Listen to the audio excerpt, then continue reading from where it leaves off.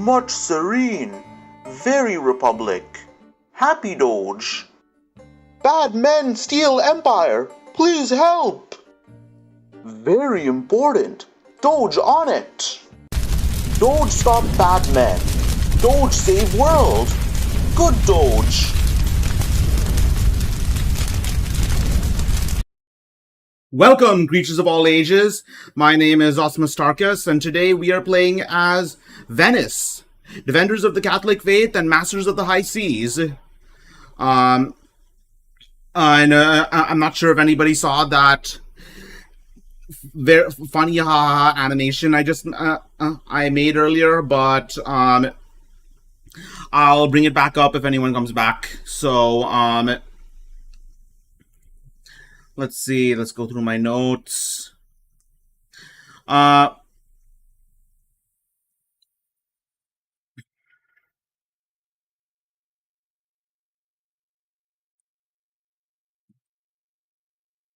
So Venice, or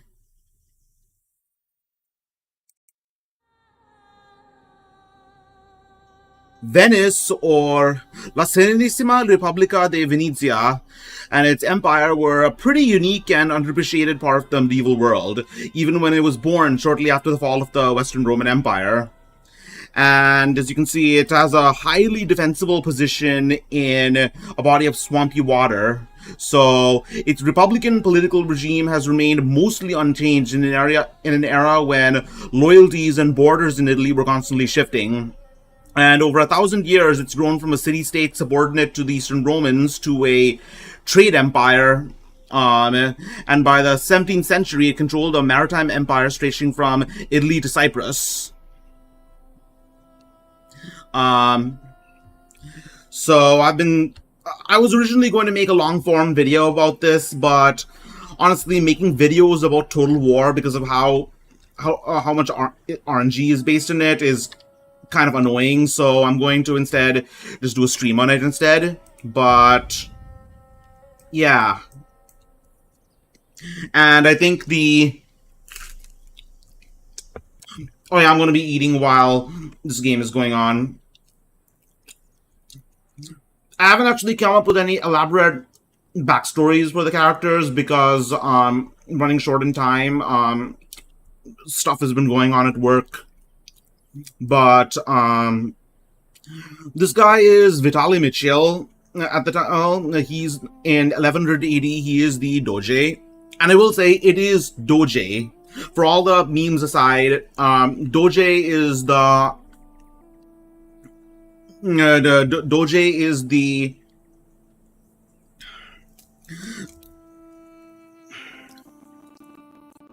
Doge is a version of the Italian or Latin dux, which was a general term for generals or military leaders in Roman times, and eventually became associated with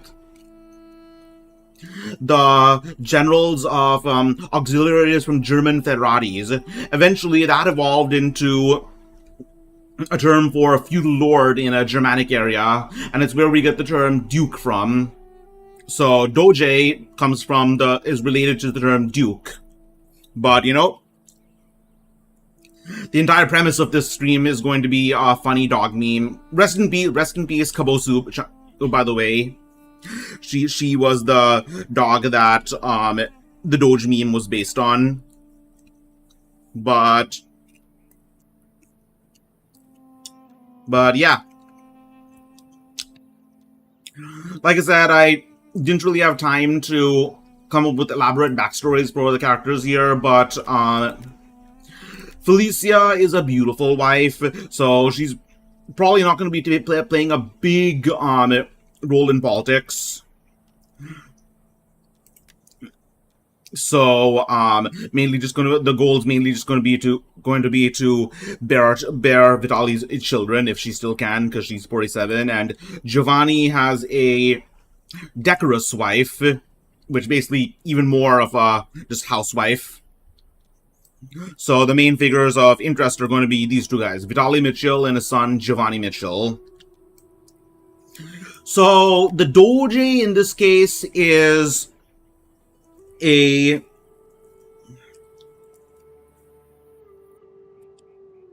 the Doge in this case is an elected position. So, first of all, Venice is like I said, it was formed after the fall of the Western Roman Empire. It was formed as a series of lagoon communities made up of refugees from the barbarian invasions into Italy. And because of this, they were able to protect themselves from the Ostrogoths, the Franks, and the Lombards. And the Doge had traditionally been elected by popular vote. However, that was only in practice, in theory. In practice, it was more of a hereditary position, because what the Doge would usually do is appoint a associate Doge as his that would take over after he died, and that usually was his son. So Vitale Michiel in this case is the Doge, and Giovanni Michiel is the associate Doge. So effectively, this is going to be hereditary. So we have Vitali Michiel is a genius. Okay, so we're going to have him do quite a bit of fighting, because clearly he's a master tactician. That's Vitali. Giovanni is generous. Maybe he'll manage the home front. And what is it? We also have this guy, a part of the other family is Biagio Vitali. Sanitation, that's nice. He can build sanitation buildings and he can replenish units, so we might have him do that. And also, he's a freed slave, so public order. Another thing about Venice is that Venice, in the early days of the Middle Ages, was a hub of the Middle Ages slave trade. What would happen? Christianity generally frowned upon enslaving fellow Christians, so pagan groups in the Northeast would sell slaves, or Christians that had captured such said pagans would sell them as slaves to the Venice, and then Venice would sell those slaves in Muslim North Africa. And eventually, when those northeastern groups were Christianized, then Venice would start trading in Muslim slaves captured in raids. Either way, let's see.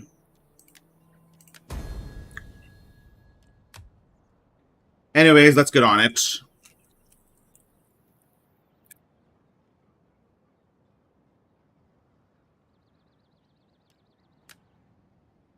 Oh yeah, let's also educate Domenico. So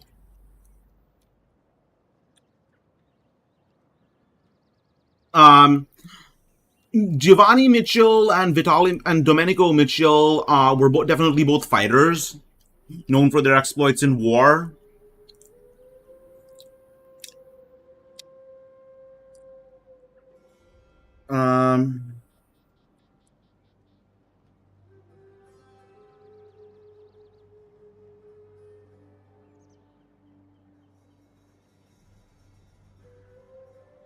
Hold on. So Giovanni went on the First Crusade, which is going to happen pretty soon once the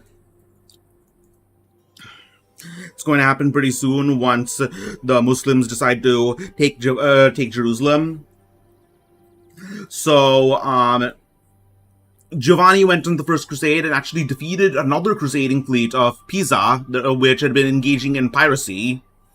And when the Kingdom of Jerusalem was established by the Crusaders, Giovanni was able to extract pretty significant trading privileges from them in exchange for the naval support. That's why we're playing this mod, by the way, instead of Medieval 2, because we want a game with naval combat. And eventually his grandson, Domenico Michiel, this kid right here, would actually declare war on the Romans after they rescinded Venice's trading privileges, raiding Greek merchant ships along the way to Palestine, and then he would ultimately where he defeated an Egyptian fleet and obtained even more concessions from the Kingdom of Jerusalem after aiding them against the Egyptian armies. But yeah, I was originally going to do the 1177 AD campaign, but no, where you play as Sebastiano Ziani, who's more of a peacetime leader, but this is a family that has been bred for war. And we are going to play it like that.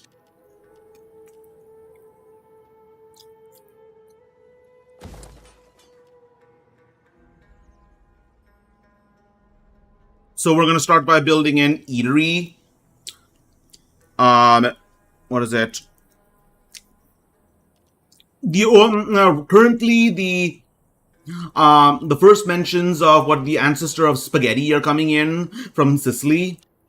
Before the Normans arrived, Sicily had been occupied by Arabs before it was conquered by the Normans. And they had a sort of noodle, a dish made of thin strips of dough called atria. And eventually atria would come to Italy and become spaghetti, or bischetti. I don't know where the term bischetti comes from, but yeah.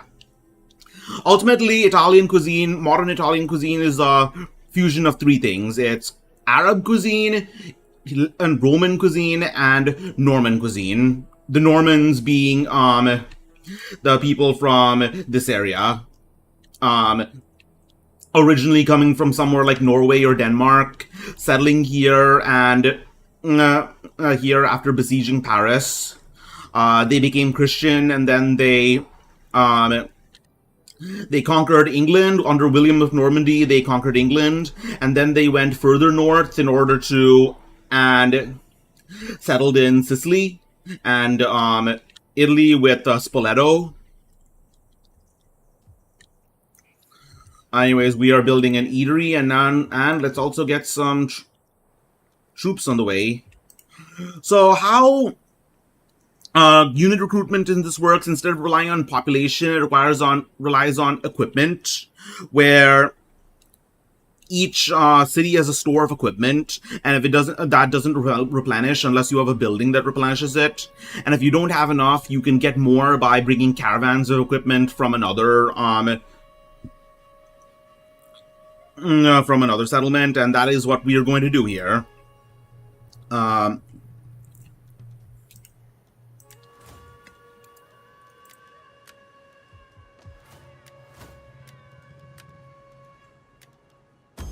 Ready for battle.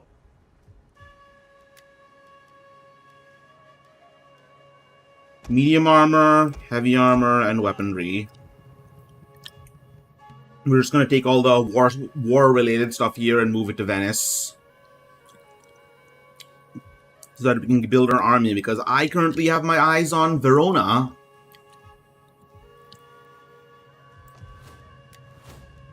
And then let's get Vitali Mitchell. We're going to give him his Doge's Guard. And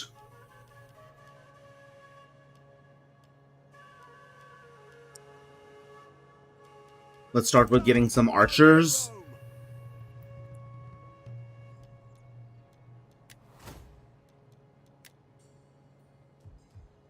And we are going to be rolling for random events as usual, so let's get started on that. The events for the year are going to be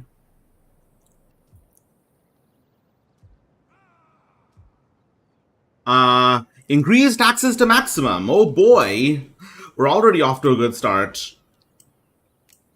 It's for the good of all. The Doge needs a new palace and a new fine dining restaurant. We hunger for battle. Commander? And then for the monthly event, it is going to be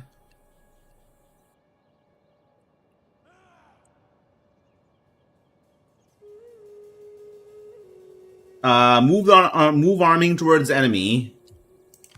Commander, I can't do that yet because I'll put myself a bit more in the open. on the move.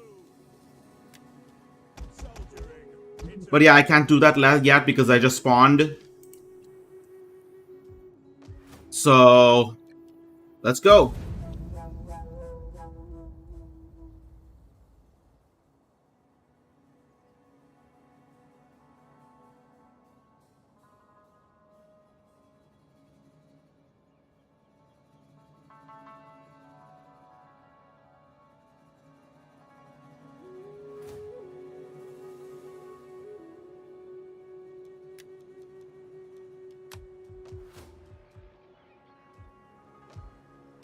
ready for orders. And with the equipment set up, we are heading to Put your backs into it. Venice. And then we are going to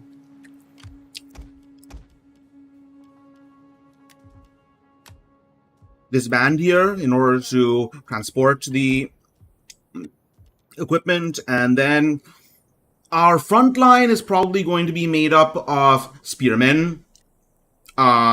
Spearmen with long shields. Like I said, the building blocks of an army.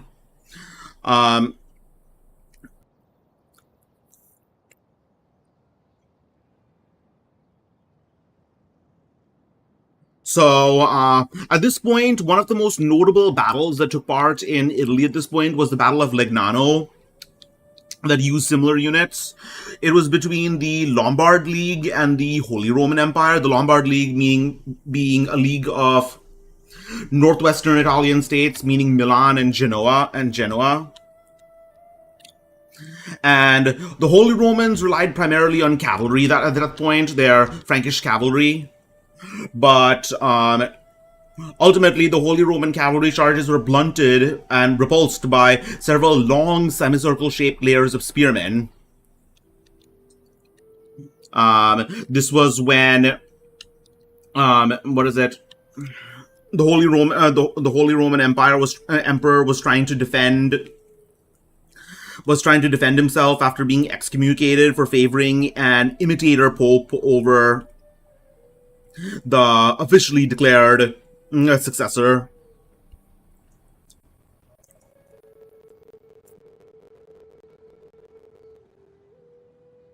At your command. So yeah, let's get some spearmen Great and glorious thing to die for Rome. and let's roll for an event.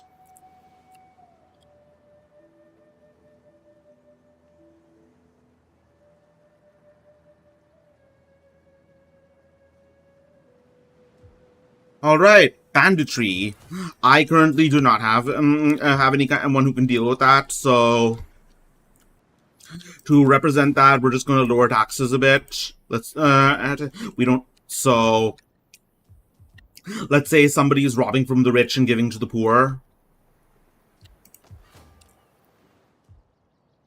Commander, and the Doge is very mad that people are taking his Scooby snacks and distributing it to other doges. No. Vitale Mitchell is the Doge. The Venetians are the Doges. All right. finding shelter.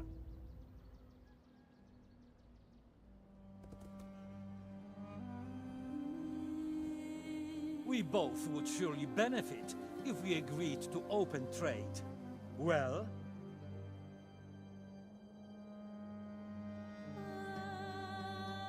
Genoa is currently not at war with anyone, but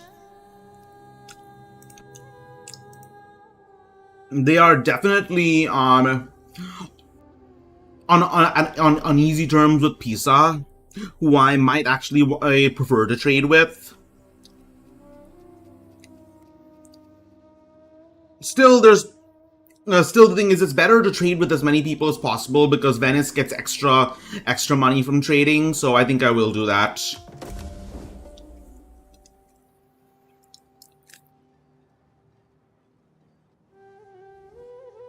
Our ancestors have spoken. and they have named you as true friends.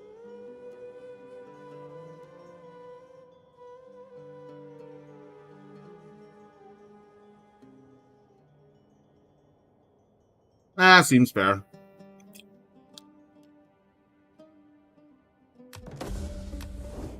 If I go and conquer them, then the Papal States will demand that I give the settlement to them.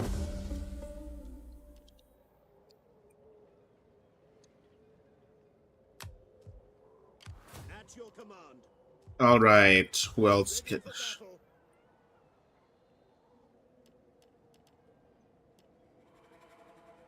Are you ready to Get some auxiliary swordsmen and some light spearmen.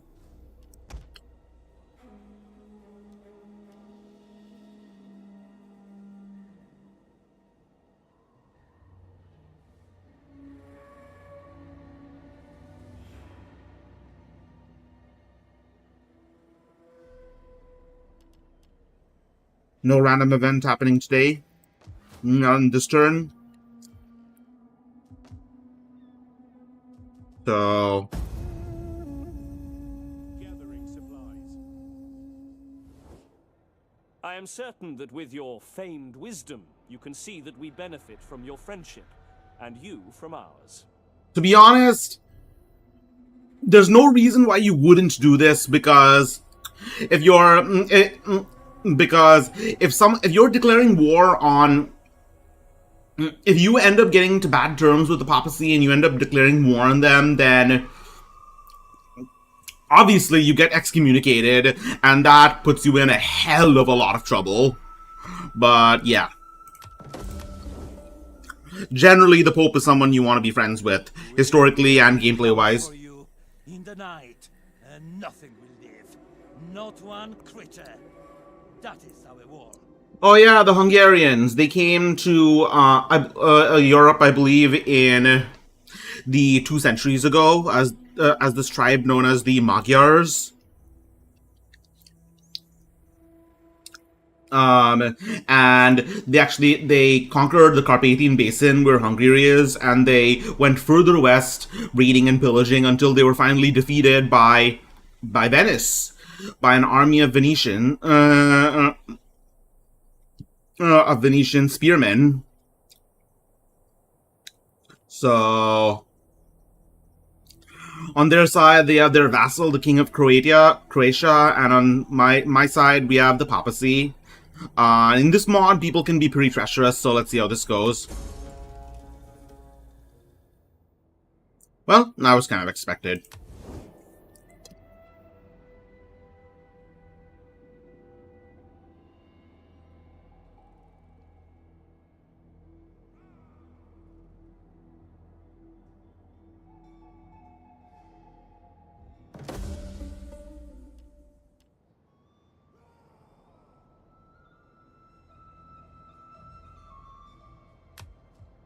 Alright, so Commander. Verona. Verona is currently at war with Genoa. Let's see how much I can squeeze these guys for joining them in their war. Listen to you, but do not speak Or words maybe. without merit. Nope, that's not working. Let's see how much I can squeeze them. 6,000 talents in exchange for defeating their enemy. That seems fair. What else can I ask? Maybe I don't immediately want a non-aggression pact, but a military alliance would be nice. Can get some more help when I inevitably go to fuck up the Romans. Oh yeah, if you don't know what I'm talking about with the Fourth Crusade, I'll talk about that later. I will take it.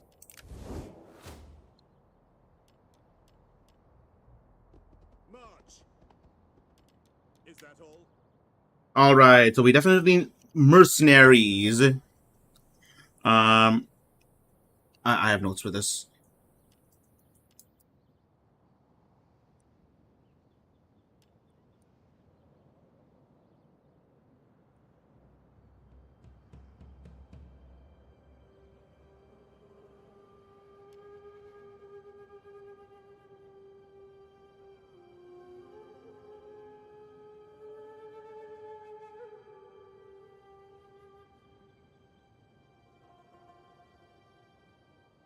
So the famous condottieri mercenary companies of Italy will actually only start appearing later in the Renaissance period.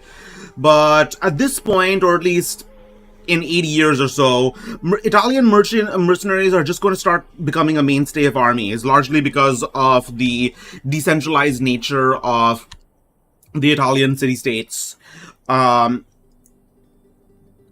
at this point, the mercenaries will all just be hired as individuals, but they'll become more and more important as Italy starts to grow both more wealthy and urbanized, and break away from the influence of great powers such as the Holy Roman and Eastern Roman empires.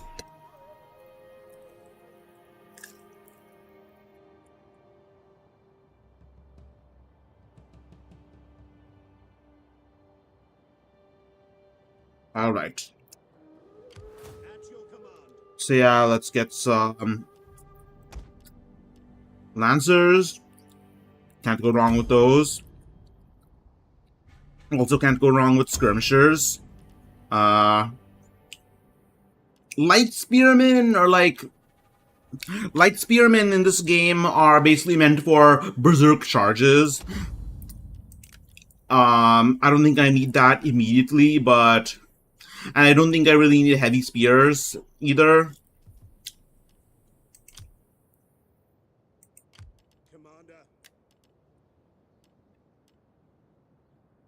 Well, let's see.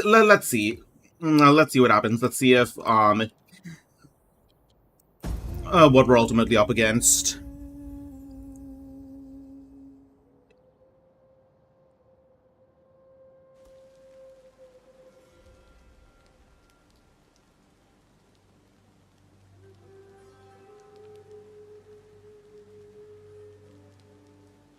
Okay. We have fine goods, and you doubtless have much that we would find desirable. So, are we to have trade? So, Dioclea is in the region where Bosnia is right now. And I definitely do want to trade with them because they have stone. And I need good stone in order to build cathedrals, which I definitely do want to build. I want to build the Basilica di San Marco, which is one of the like the major points of interest in the city of Venice. The thing is, it doesn't matter if you give these people military access; they'll come in anyways. So might as well.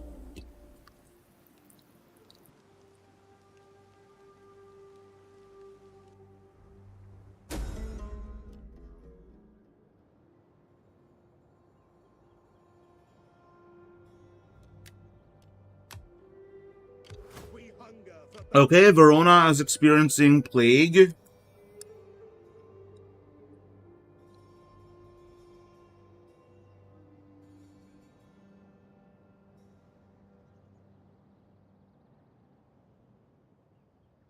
Huh.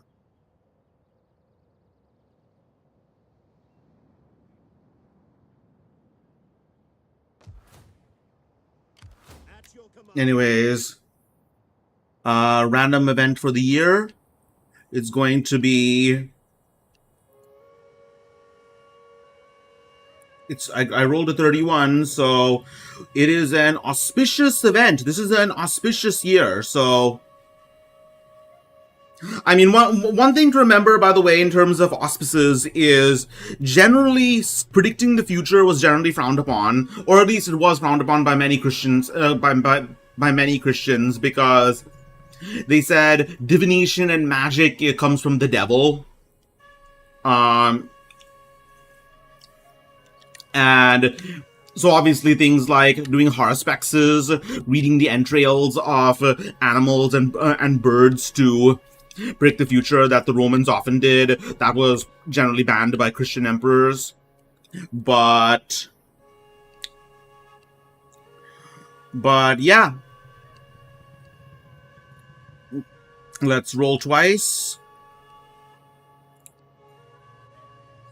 15 and 3. First of all, we are going to... Oh yeah, we can't. We can't send a diplomat. In this map, in this game mode, the send diplomat option is I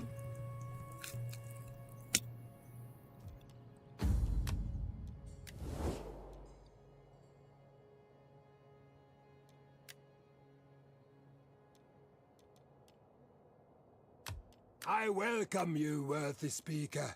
I listen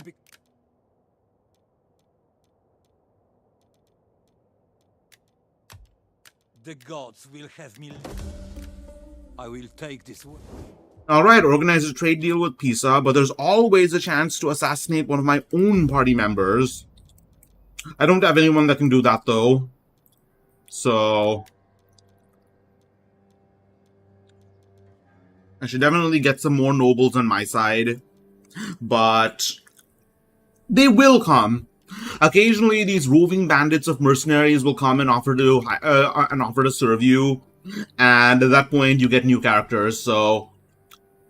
Anyways, let's see what's happening this year.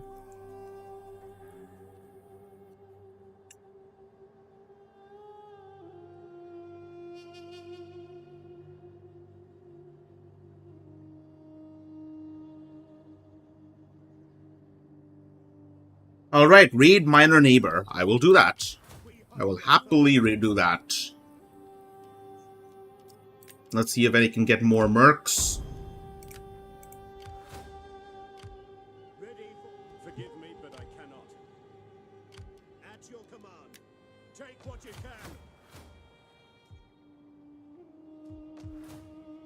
can. Alright, so...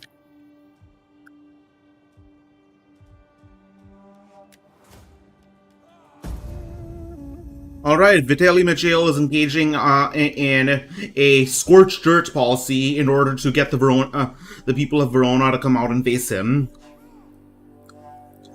Now, let's see if that works, because we are ready to take them on in a fight that normally we'd be outmatched in.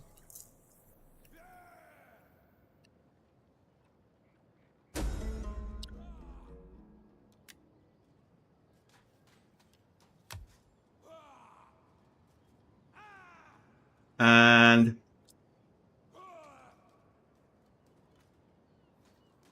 alright, event for this year is nothing out of the ordinary.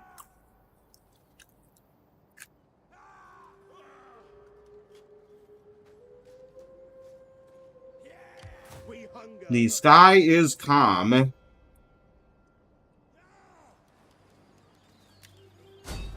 them cower before Rome. Alright, so yeah, let's besiege this place and Sieging the settlement. see if they'll come out on their own. They have 4 turns of supplies, so Attack. eventually I should be able to get them to come out.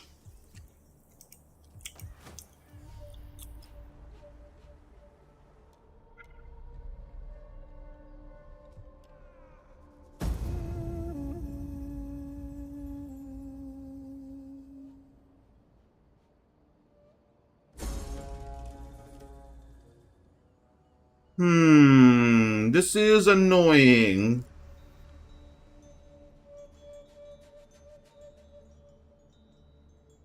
I mean, yes, as I said earlier, Pisa is a culture that the people of Venice have actually fought with at times. Still, Pisa is right next door, and they can just run over and attack me immediately if I join them. Still,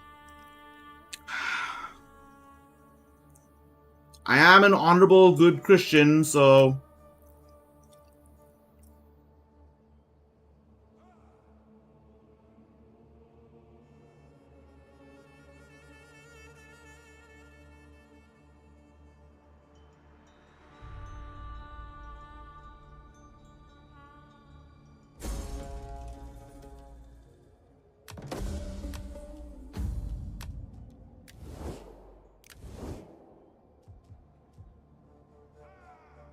For death and No wonder.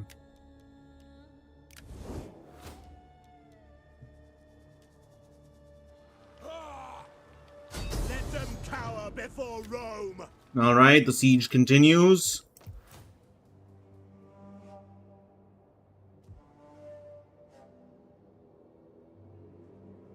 48. The random event for this year is Raid Minor Neighbor. You know, what I think I'll do is I will create a second army in order to do that said raiding. Come, fight for Rome!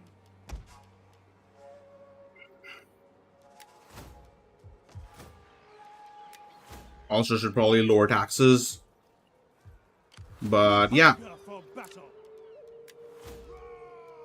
Let's also start doing some naval research so I can build myself a naval wharf.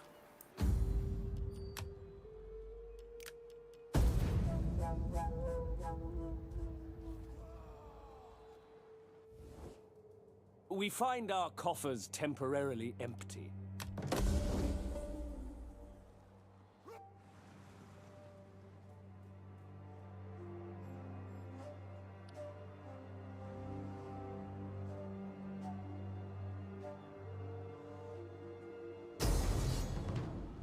Alright, the battle is beginning, so let's see. They have some armored archers, some skirmishers, some swordsmen, militia. Yeah,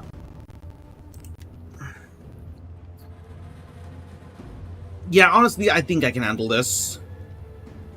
I think the main thing that's going to hobble me is the fact that they have better morale than me, because they've been getting besieged, and so they've been better access to food sources than I do. To their dwindling food sources than I have to my caravans. So let's see if I can pull this off.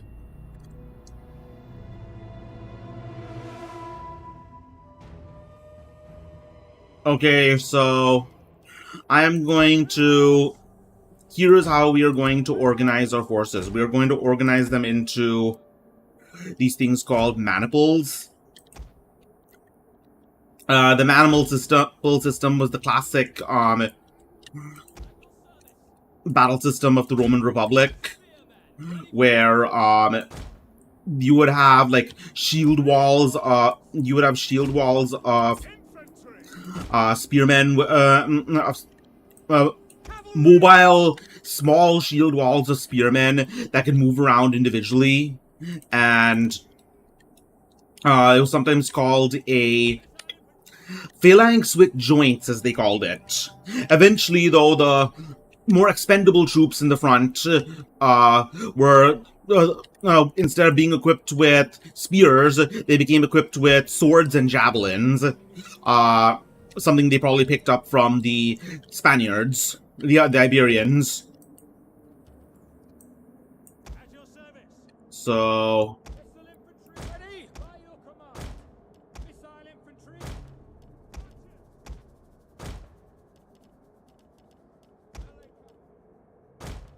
Yours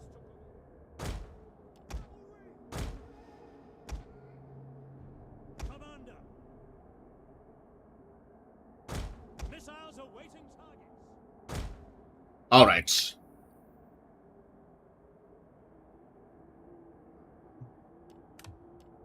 Let's also get some defensive stakes up.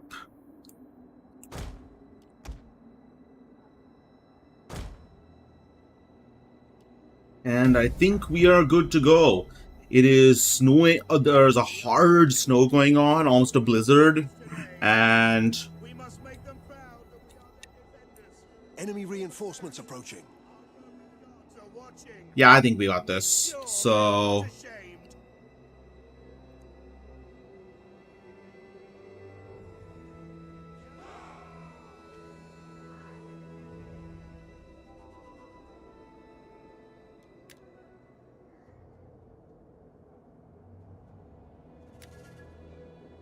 Alright, like I said, they have cavalry on each side. So... Hack forward! Quickly now! Missiles ready and waiting. Swift melee cavalry.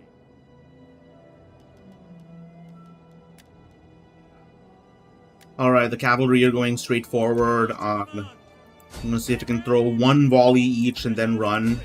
Yes, Commander. By your command. Alright, now to... Speed. Missile infantry ready. Alright, now to get going. Levy. At your service. Take aim. Hold. Melee troops awaiting orders. Ready for orders. Fire. I'm gonna see if I can gank their commander.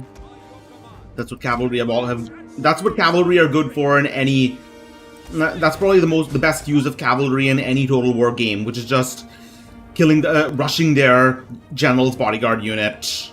Missile infantry ready. Loose. Orders understood. We await your command. Double time. Spears. Infantry. Commander. Orders. Commander. Spears. Commander. Orders. Army. Melee cavalry.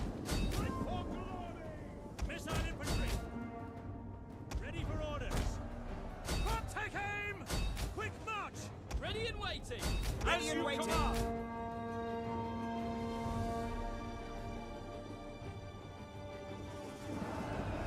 Alright, these guys are pretty screwed.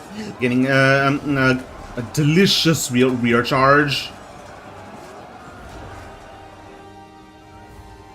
Missile infantry at your command. Spears. Archers.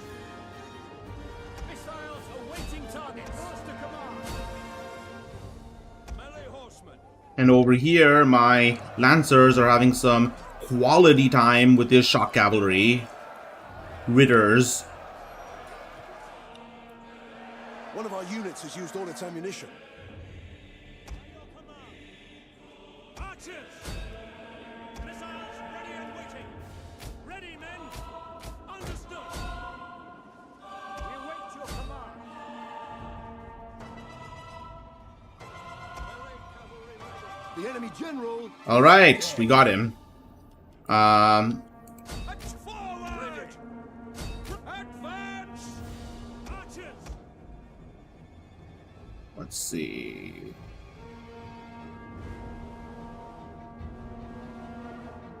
At the double. We await your command. Your orders.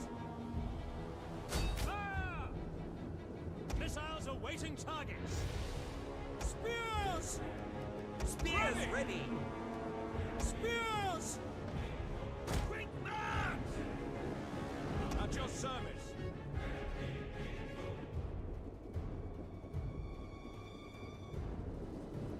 Commander. Spears.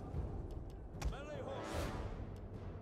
Orders. The men are wavering. Okay, cavalry may have bit off more than they could chew. Infantry at your command. Fire. Doesn't matter, I was planning on disbanding them after this game ended anyways. After this match. I mean, after this battle. Just gonna have them run off the... Ready for orders. Archers, follow me. Ready. At speed. Orders. Right. Your orders. At speed. Yours to command. Melee cavalry, ready and waiting. On me, double time. As you command. We await your command. Archers, move out. On me. Yes, Commander. Ready for orders. Missiles, ready and waiting. Double time. Commander. Understood. The battle continues. It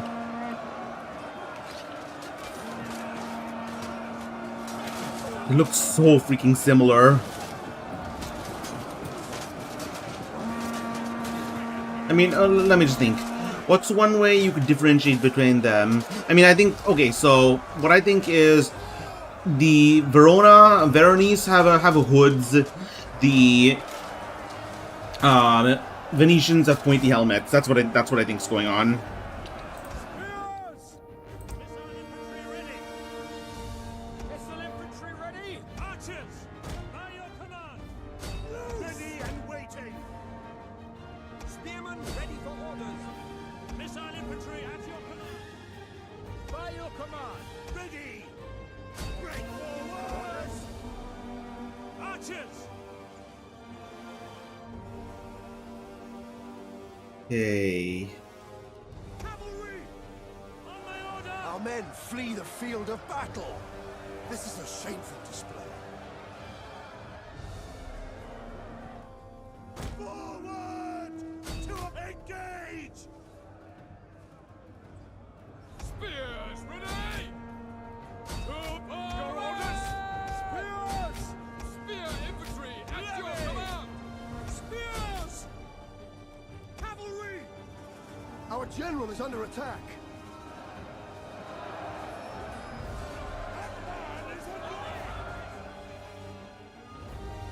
The brave your orders! Yes, Commander! Ready and waiting! Break the lines!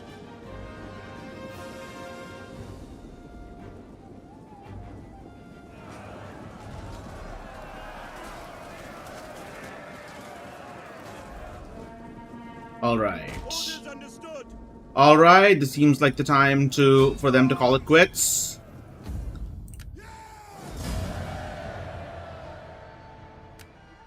And there you have it. Detached set of mobile shield wall units, and it's in the bag.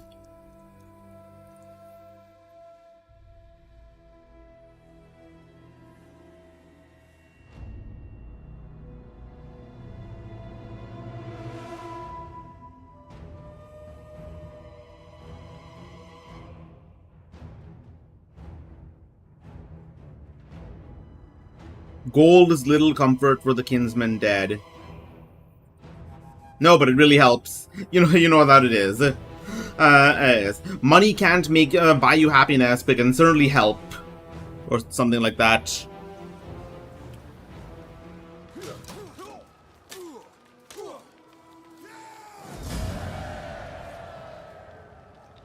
Perfect. We had some pretty heavy casualties. Normally I'd respond to this by saying enslaving them, but like I said, we are a good Christian in Republic, and we aren't allowed to enslave our fellow Christians, so... Ready for further orders.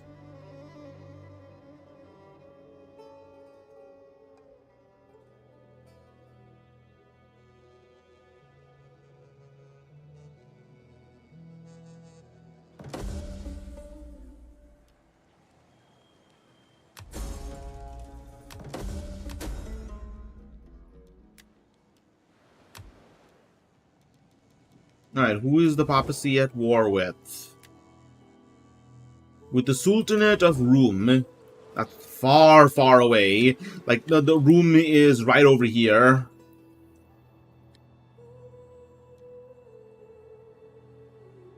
Anyways.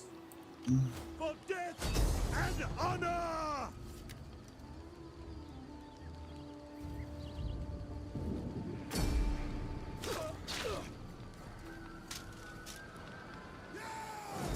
And there you have it. This city is mine. I could subjugate it, but you know. We hunger for battle. Alright. Now to actually start making this economy grow.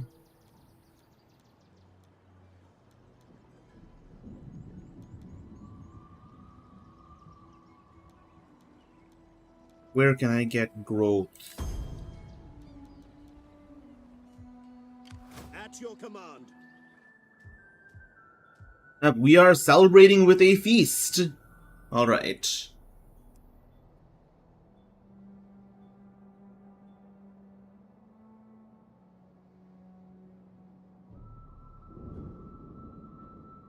$18. Alright, the random event this time is 25% chance to assassinate other faction member. Again, I don't have anyone who can actually do that at the moment. Nobody who's like super, so I guess we're gonna just skip that. And suicide obviously isn't an option.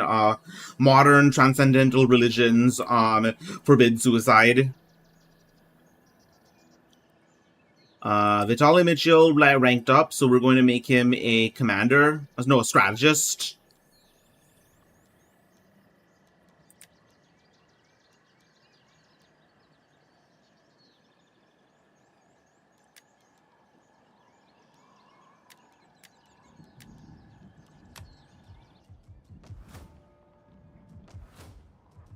I don't know too much about Verona, other than the fact that around this area, there's a popular belief that the Italians here are descended from the people known as the Cimbri. I believe I went over it in one of my Twitter threads, the Chronicles of Zosimus. There's no genetic evidence for it, but I believe Wikipedia claims that one of the kings of of Denmark, Frederick IV, I believe, came over here and was welcomed as king. So believe it, believe whatever you want, but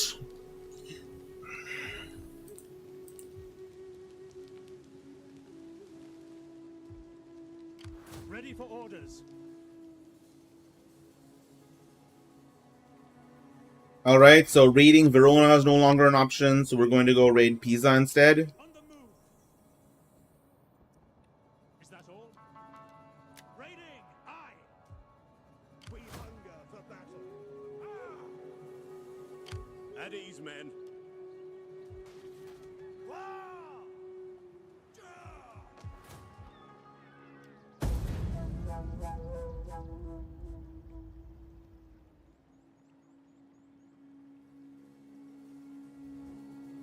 Shall we hack at each other until our enemies can gorge themselves on warriors' flesh? Or will it be peace? That's a pretty nice chunk of change. So I think, I think it's time to end the bloodshed that never really started.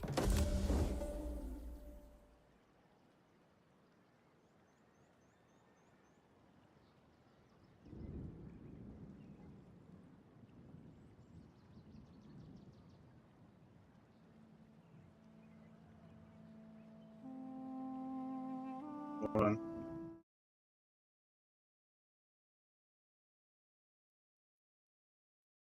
Okay, I think I've been doing. Alright, remember what I was talking about earlier, that eventually groups of mercenaries would come and offer to serve you and add a new character? This is it. A group of pilgrims has entered my capital and offered to serve me. If I refuse to recruit, then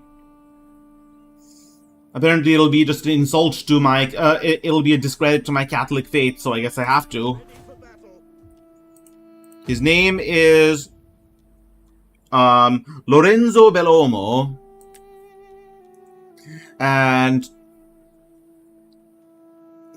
very much all about the cleanliness.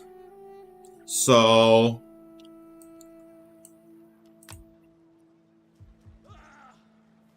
Ready for orders. Make haste. who else are we at war with right now? Oh yeah, Hungary.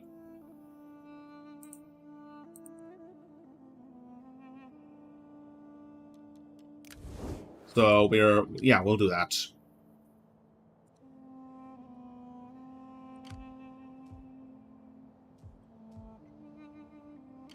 We hunger for battle. All right, next stop, Hungary. Make haste, men. Going a port. So this is the area. By the way, this is all. Hungary has Croatia as a. What is it? Hungary currently has Croatia as a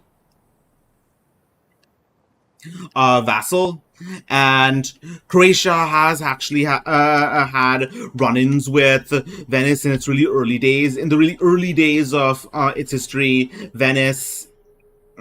Venetian trade ships were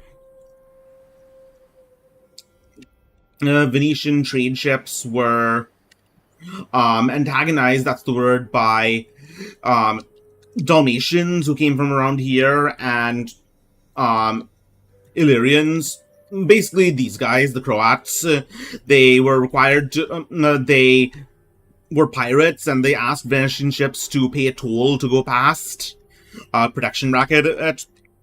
Eventually, the Venetian Republic decided that they weren't going to pay anymore, and so they launched an invasion of the area and forced them to play nice. So we definitely had our history. So, and from the looks of it, it's time to reignite 8 existing feuds. Ready for orders. Call this a garrison. Commander. Who's the guy? Biagio Vitali. He's the guy who can replenish troops. All right. He's the healer. He's the party healer. All right. Ready for orders.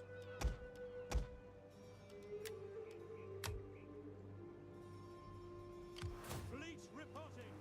Beat the drums. For honor and glory. We still have a good Anyways, new year, new event.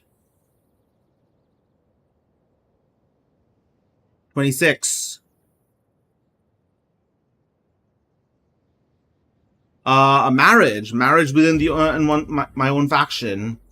But both my characters are already married, so I guess that we do have to start hiring more. Alessandro Maggi. This guy would make a good governor. This guy would make a good governor for a conquered territory.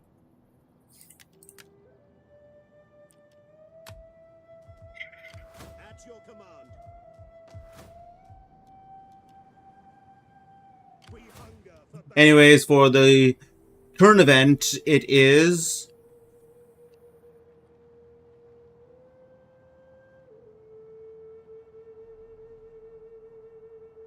Maiden of Virtue. Action by female noble or agent. Let's start promoting her. Let's start promoting.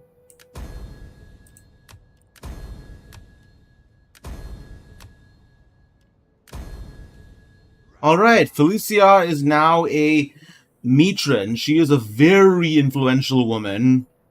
And now she can actually get some killing done. Alright. Action.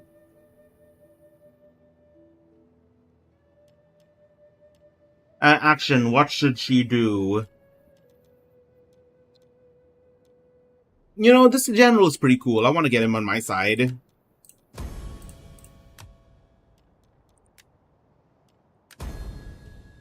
And let's actually get him married. All right. All right. The pilgrim. The pilgrim has decided that his days of chastity and religious. Can you do that? Can you that? Any Catholics watching this? Can someone who is like taking up the cloth and being like a warrior monk of sort, or like a knight? Can it be temporary? Can a member of like the Knights Templar or another knight order eventually abandon his vow of celibacy and leave the order? Or is it something like for life? Anyways. Religious wife, so that's fitting. And he is a sharp-tongued husband, alright.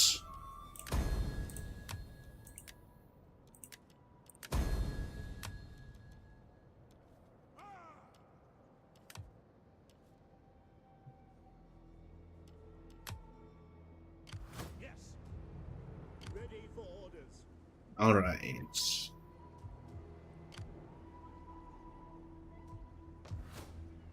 Might also be a good time to start.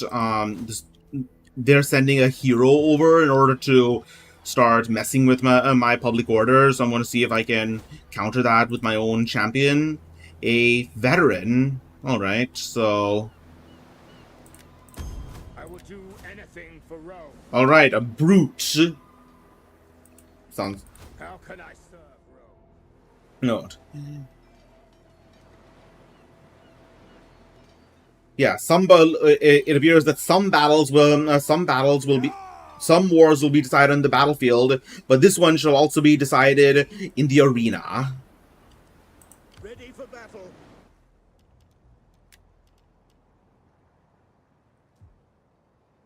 We hunger for battle. Ready for orders.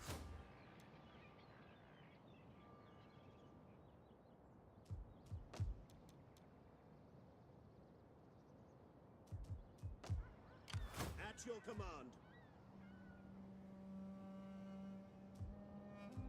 All right, so yeah, next turn.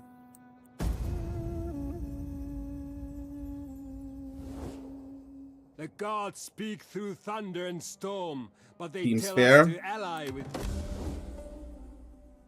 More Normans who have invaded Italy. Words can be all that is between people, but we would like trade as well, if you agree it. Like I said, the more people, these guys are scoundrels, but the more people I can trade with, the better.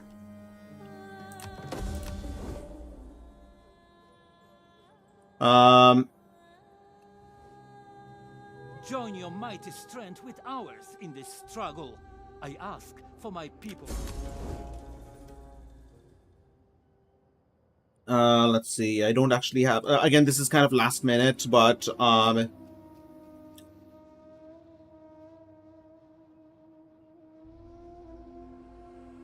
on. War! We will make your homes a wasteland, despoil your women, Ah, enslave... here they come.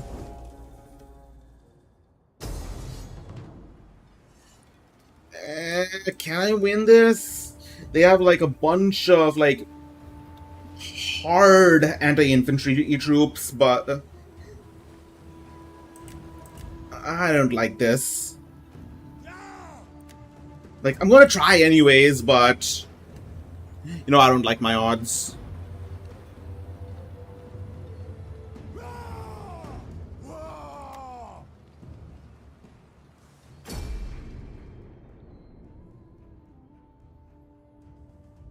No art, however minor, demands less than total dedication if you want to excel with it. I guess that's what separates the casuals from the professionals among chubas.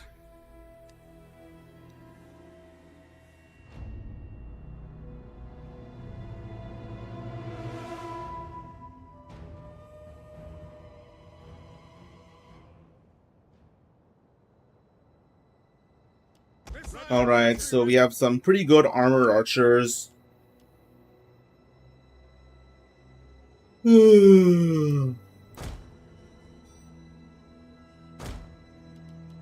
Let's see, let's get some light spearmen over here.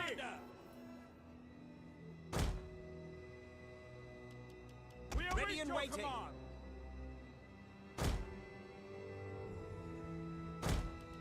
We await your command. Yours to command.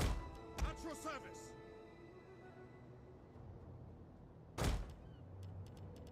Ready for orders. Alright, that's it. Strategy this time is just going to be having a group of archers send wherever needed. And Missile infantry at your command. Cavalry. yeah, mobility, that's going to be the key of this this battle.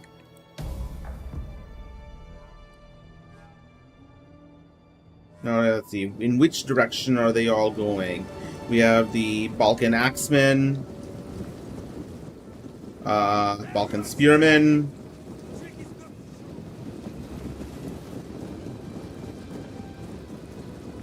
What country am I from? It's kind of late to be streaming. I'm actually on the West Coast. I'm in California. Welcome to the stream. We have a new champion for our Hall of Heroes. Thank you very much for coming. We are talking about Venice in the Middle Ages and their days as a merchant empire that took part in the Crusades, and eventually, especially the Fourth Crusade, when they sacked Constantinople and brought an end to the dominance of the Roman Empire.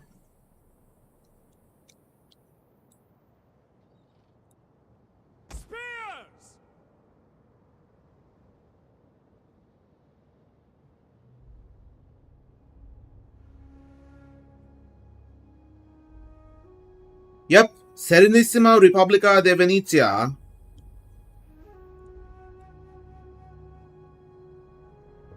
Missiles awaiting targets.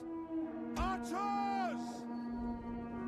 So, By your command. At the double! Riders, advance! Ready for orders! like towards the end of Byzantine, exactly. And they definitely contribute. Speaking of the end of the Byzantines, they definitely contributed to it. I have a few videos that I'm probably going to be posting at the end. So I will some funny videos about that. So I will show you those. We await your command! Okay, they're all coming from this direction. All right, let's see if I can outflank them. Yours to command! Advance at speed! Melee infantry at your command!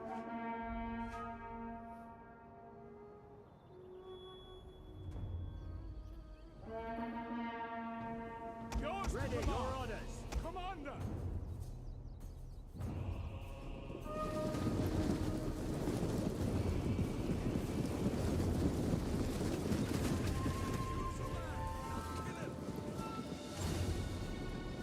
Okay, archer duel. That's fine.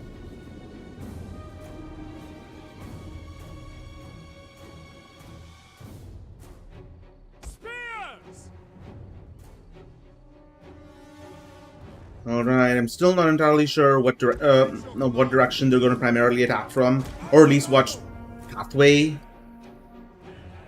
This one or that one, but it seems they're mostly going to be coming from this lower pathway right here, or they're going to be chasing my cavalry, which is good for me because I can just lure them away.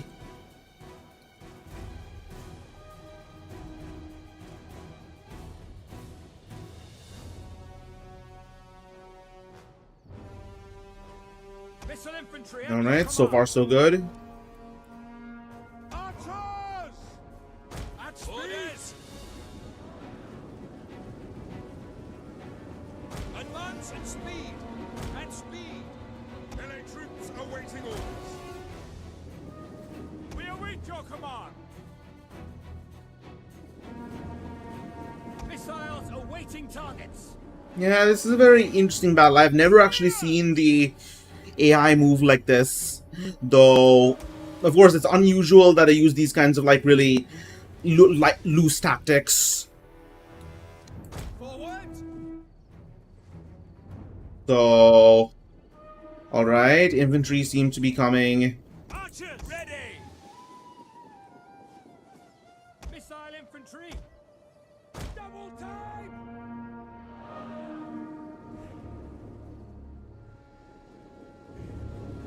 Yours to command!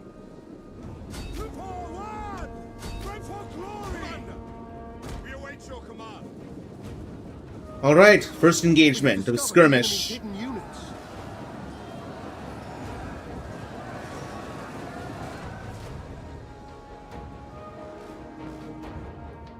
Melee infantry at your command!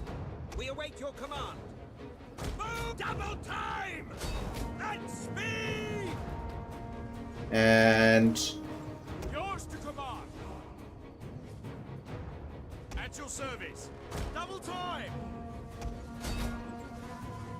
At your service. By your command. Cast at once.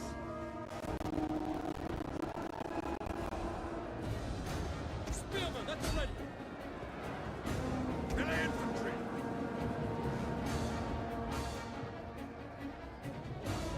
Okay, let's see if I can get these guys to fall back. Break off. We await your command.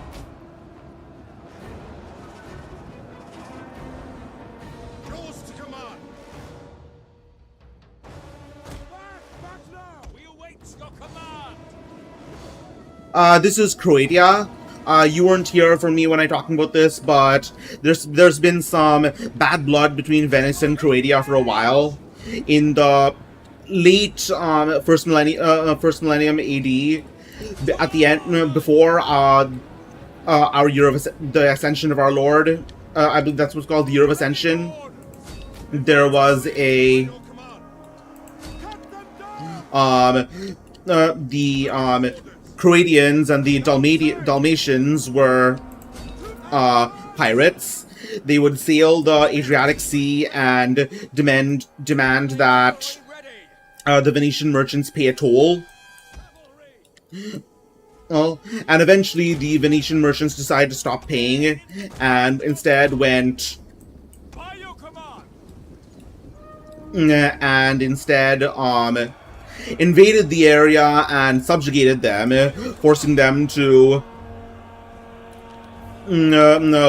sign a permanent peace treaty that they would ignore Venetian ships. Okay, the end details I don't entirely know. I've heard Venice having problems with pirates. Well, yeah, pirates have... I'm sure Venice engaged in some piracy as well against the Saracens, but there was another instance when on the way to Israel for the First Crusade, Venice actually fought with its neighbor, Pisa. Yeah, they fought with its neighbors, Pisa, because Pisa was engaging in piracy and raiding Greek ships and Greek settlements. So the people of So Venetian ships ultimately clashed with them and gained the favor of the Byzantines. By the way, at this time we are absolute best friends with, in this particular period in 1100, we are absolute best friends with Eastern Romans, because the Eastern Romans decided something called a Golden Bull, in which Venice got exclusive trade rights and freedom from tariffs in trade with the West and in trade with the East. Our general is under attack. And this actually, to some degree, actually was pretty bad for the Empire in the long run, because it deprived them of very valuable tax revenue. And eventually, accusations of emperors being in cahoots with the Romans would lead to clashes, which would culminate in the 1182 Massacre of the Ladins, when the Empress was deposed for being accused of being too close to the Ladins, and then later on those same protesters would go and into the Venetian quarter or the Latin quarter and massacre a significant number of them and sell many of them to slavery to the Sultanate of Rome. So this is the point, of course, when the schism between the Catholic and Orthodox churches peaked, and was the time when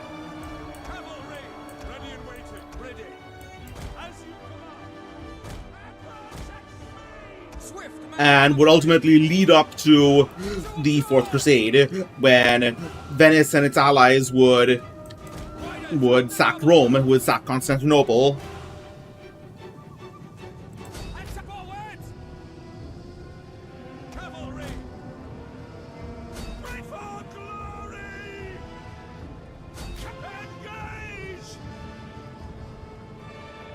Wow, this is a clusterfuck.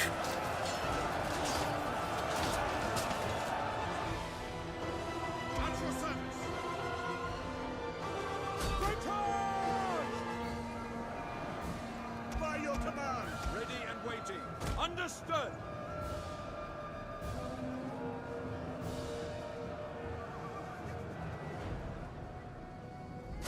Advance! Riders, advance! To charge! Alright, let's see if I can get a flank charge off.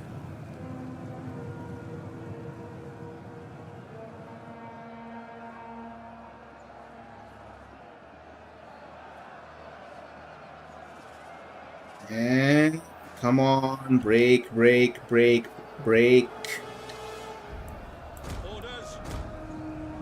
Attack! Okay, they broke. Good, perfect. Ready. Interesting. I figured since the Romans fell, there were many smaller countries replacing them, which would lead to conflicts like that. Well, rather, the Romans did not fall. The Western Roman Empire fell. The Eastern Roman Empire was still in full strength, at least for a while after that, until the rise of Islam, at which point they would be on the defensive for quite a while. The real fall of the Roman Empire was honestly the sack of Constantinople, because that was the point when it became a shadow of its former self, at which point the Ottomans could just, I don't know, mop up what was left in 1453.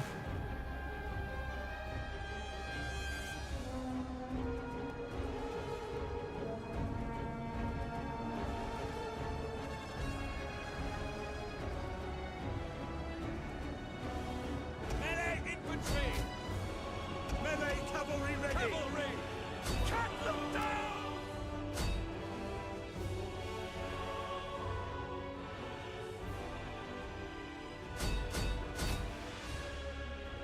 The battle is turning in our favor. Alright, that was a very close victory. Too close for comfort.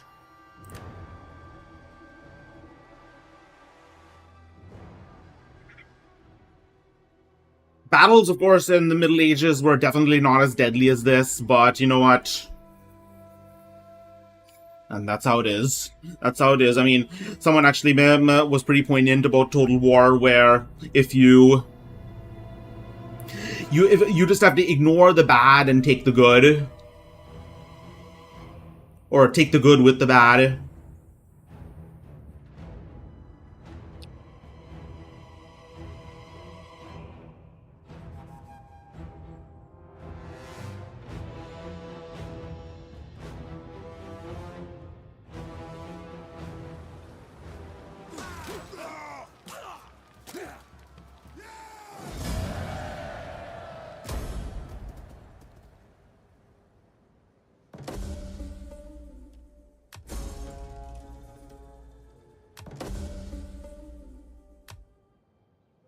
Too much about.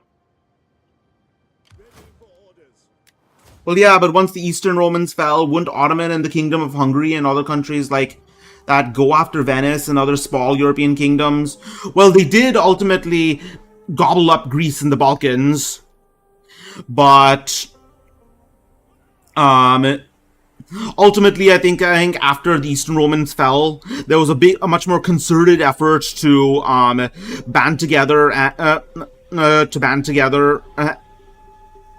from Christians and try to blunt them. This is what ultimately happened at the Battle of Lepanto. The Battle of Lepanto was a crucial moment in European history because it basically just, if not strategic aside, it was a moral victory. It was a moral victory for a morale victory for Christendom, because it meant that the Ottomans, who would seem to be almost a juggernaut before, were actually could be defeated if Christians just united. So the goal was and at that point, the goal was no longer to actually defeat the Ottomans; it was to outlast them, because the Ottomans were.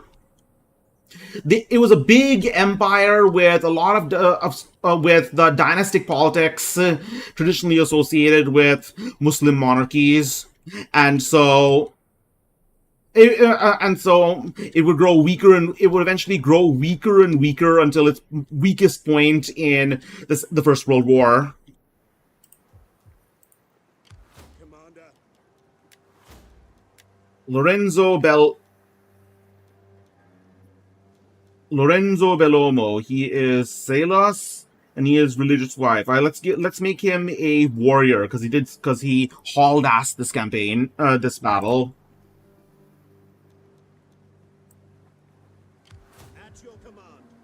I will do anything. So there was a semi-alliance between Christians and Crusaders versus like the Ottomans and other countries against Crusaders. Well, certainly after the battle of after the fall of Constantinople. Before that, during the Middle Ages, and even long after that, if there wasn't any imminent threat from the Far East. Then they would get back to fighting each other. But in the center,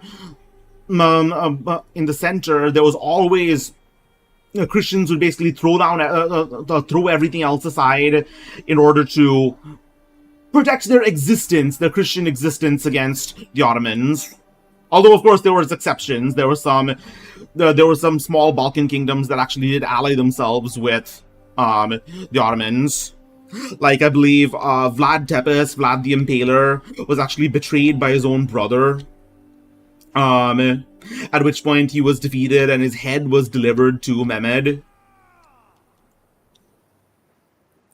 So I know you're new to this channel, so I do a series of these random events. I don't know if you heard that, but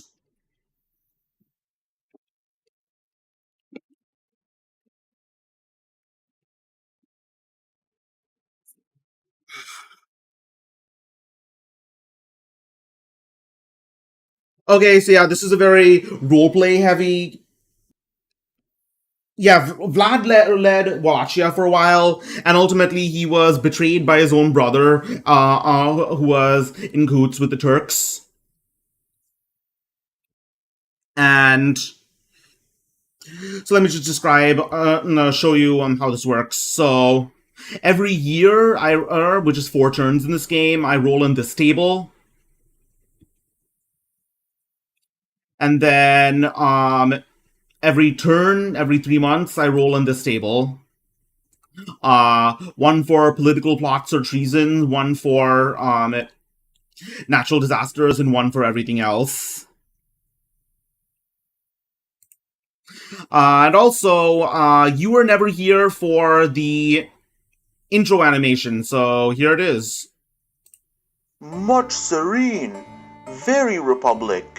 Happy Doge. Bad men steal empire. Please help. Very important. Doge on it. Doge stop bad men. Doge save world. Good Doge. Well, how was that?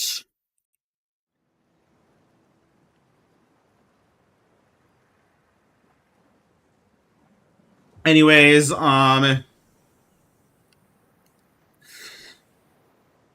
this turn's event is going to be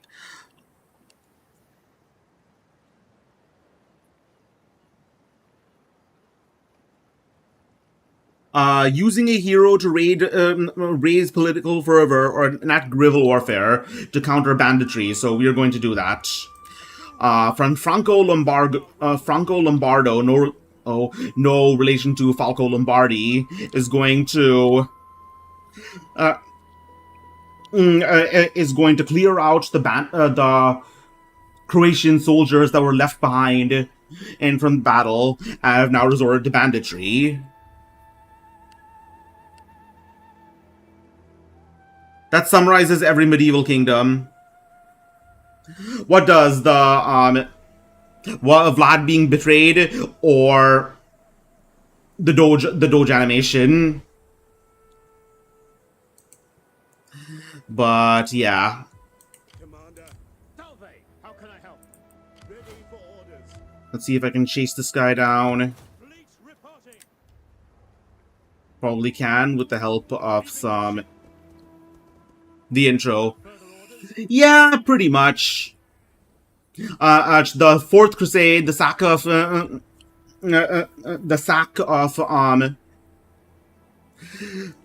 Fourth Crusade, the sack of Constantinople was ultimately sparked when the Crusaders and the Venetians were paid off by a deposed emperor and prince in order to retake Constantinople from the usurpers, and shit happened, and then Constantinople was in flames. But yeah, that is pretty accurate. Commander, leave none alive.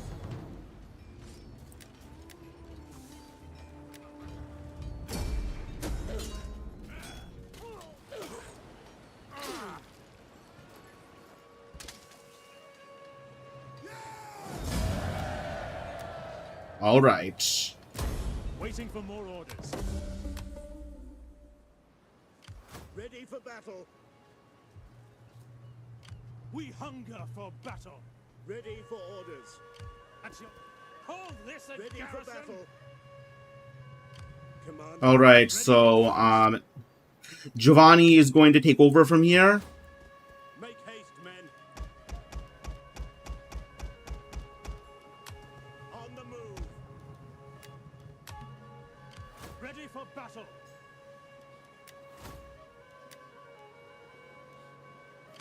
Ready for orders. Let's see.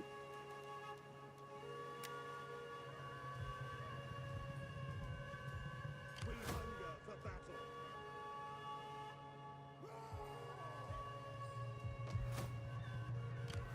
Ready for orders.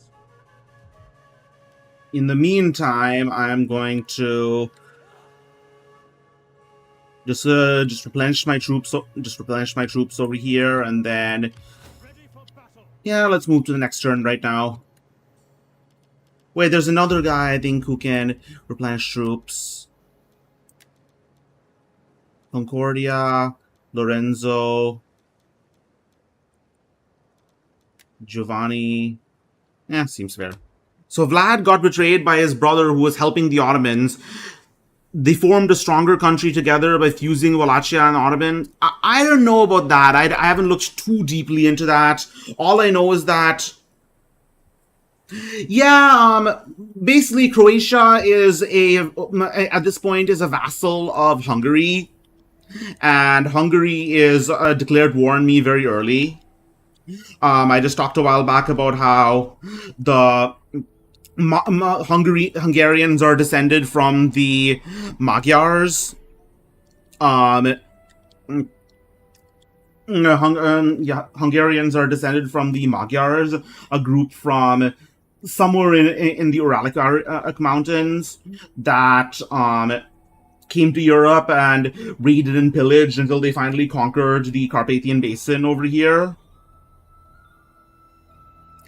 And at which point, At which point they continued pillaging the West, but eventually they were defeated in battle by the Venetians. Commander. But yeah, there's a reason why the Hungarian language is very different from other European languages, because it's much more close to the language of other natives to the Uralic and like Pontic Caspian steppes, for example. Finland. I believe the Finnish come from a region similar to that of a similar region to Hungary. Ready for orders.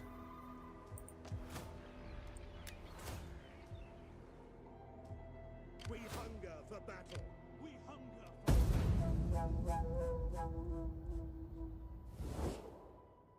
The needs of my people are simple.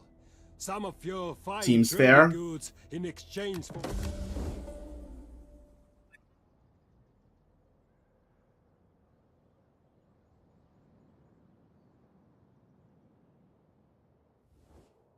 I wonder why you stand aside from this war. You must fight. No, I'm staying out of this. That makes sense about the language. So in your game, to the north and the east, you're basically surrounded. What about the other Italian countries, or do you control Italy? So yeah, as you can see, the Republic of Genoa is constantly asking me to help them fight Pisa, and I don't think I want to do that just yet.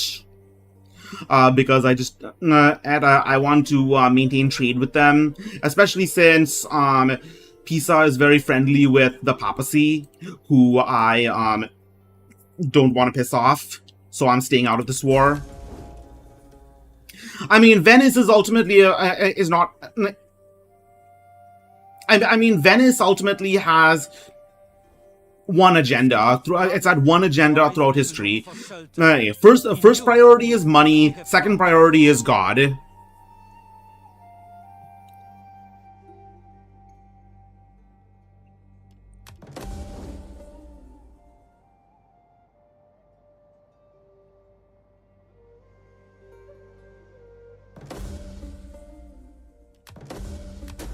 All right, let's start building a. Oh yeah, we're talking about naval power because we're building a military wharf. So let me just talk about that. So you know how in ancient times the ship of choice was the triremes, like the triremes, quinquiremes, hexa something, quadriremes. Well, the mainstay of the Venetian navy and many other navies is the galley. It's 120 feet long and carried over 100 or even 200 rowers, along with marines with boarding weapons and crossbows. And when guns came around, Venice will be one of the first navies to equip their ships and marines with gunpowder weapons. And the galley continued to be used in the Mediterranean well into the 1600s. And the reason that is actually because, the Mediterranean does not have much wind. You can easily go into the Mediterranean on a sailboat and just find yourself unable to move. So for quite a while, rowing ships continued to be used, even as sailing ships were being used in west of Europe. Ready for battle. Ready for battle.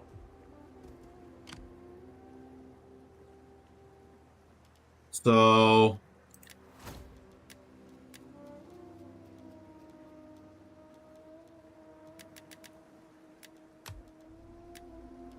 Commander. We hunger for battle. anyways, this random event for the winter is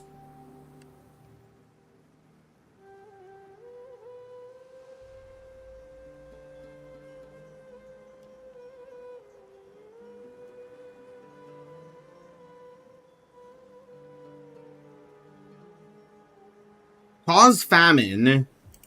I don't have any way I can actually do that, but do that at the moment, but pretty soon I'll be able to. All I have to do is just tax people in this. Wait, hold on.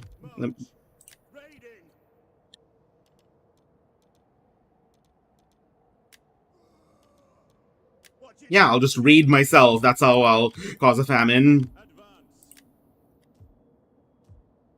Sorry, but troops need food. It's for the good of all. So compared to the other Italian countries, you have the most naval control, especially if you block the way into the main Mediterranean. Pretty much. Yeah. This is a very. The funny thing is, despite Venice being a naval power, there isn't actually going to be much naval combat until we go to war with Rome, because we don't actually have that many targets who would be willing to come all the way up the Adriatic to fight us. So if we want naval combat, we're going to have to go to them.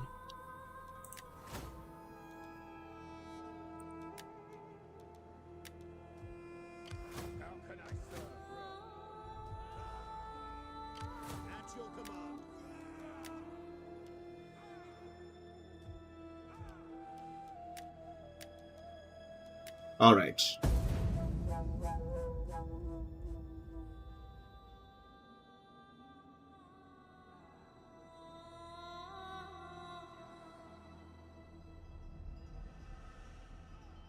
Yeah, this is going to be slow for a while because I need to replenish my troops.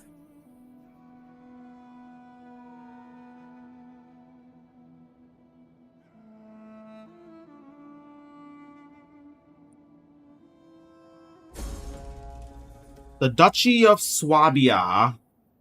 I believe this is, what is that, Switzerland? Let me just quickly look at that. Look that up. I have my computer, laptop over here. Duchy of Swabia.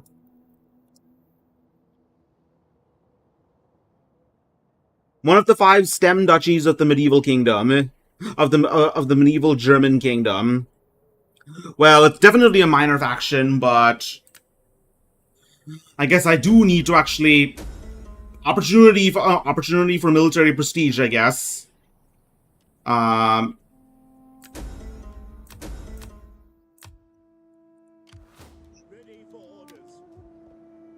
Anyways, this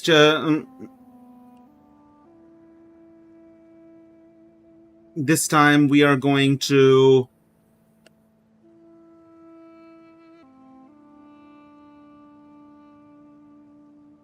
action by female noble or agent. All right.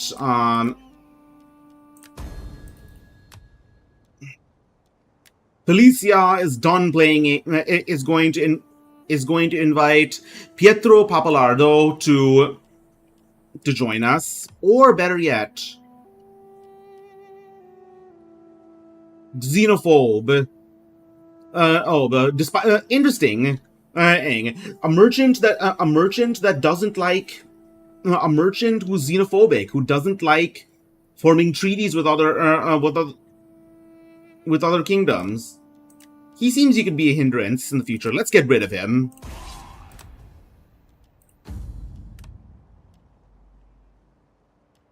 Likes barbarians. There we go. Much better. So if you can get Pisa and the Papal States on your side, you can face Genoa, and they can't really get you to naval. And out of course, avoid the whole Eastern Roman era. But of course, Hungary means instantly declare war. But we have to. But it's our destiny to go and wreak havoc upon the Holy City. That's the whole fun of this campaign. But I totally get it. We can do that later. For now, if we can just get Croatia, How can you be a merchant that doesn't like trees? That's basically how you make money. Exactly!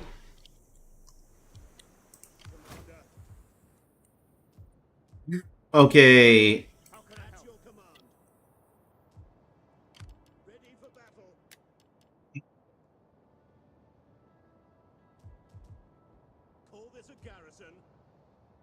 Anyways, I am actually going to hire a spy now and send him to keep an eye on the war that's going on between the Alps.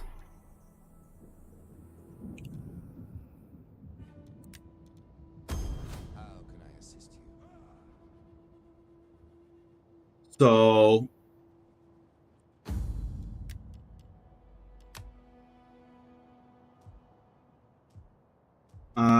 anything else to do? Not at the moment. Croatia also opens up a lot of options. Venice will finally control that little top area. Exactly. And not only that, no, I don't want to go to war with these guys just yet, but this is definitely a good fortress area if I want to push further into the east or defend.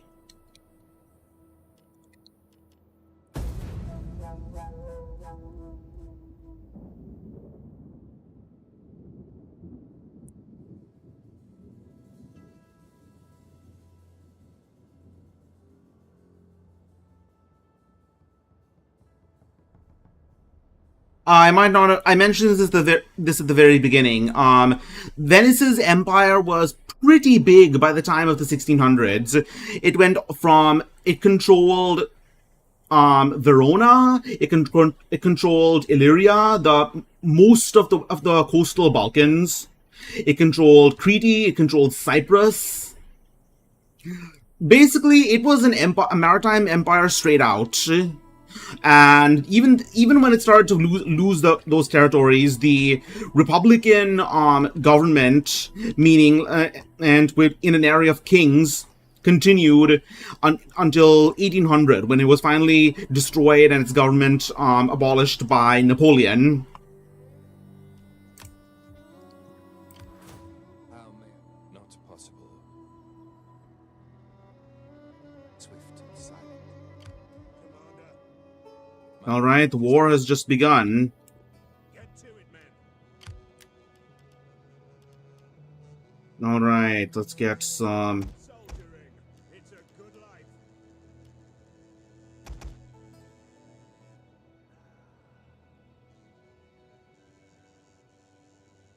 Didn't they declare war on?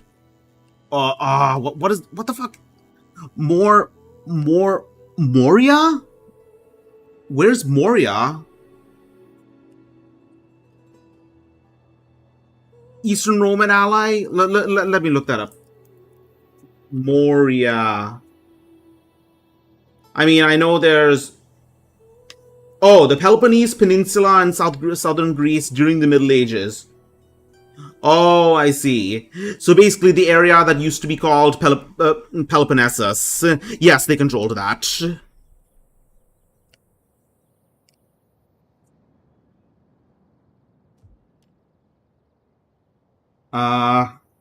Kingdom of Moria, right. When I actually typed in Moria, the first thing I got was Moorea, or which is a volcanic island in French Polynesia, in the Windward Islands.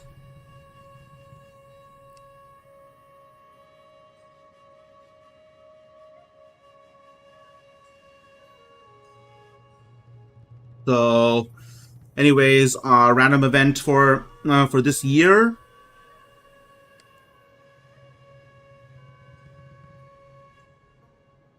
It is raise taxes to maximum. All right.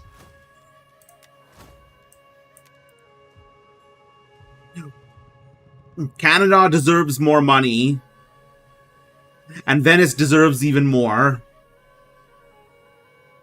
And for this, it is going to be, and for this turn, it is going to be use hero to raise political fervor.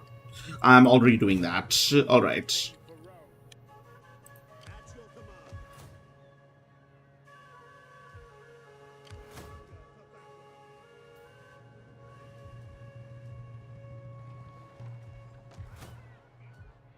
command. My spy can... Yours to command. My spy is going to steal food. And... next turn.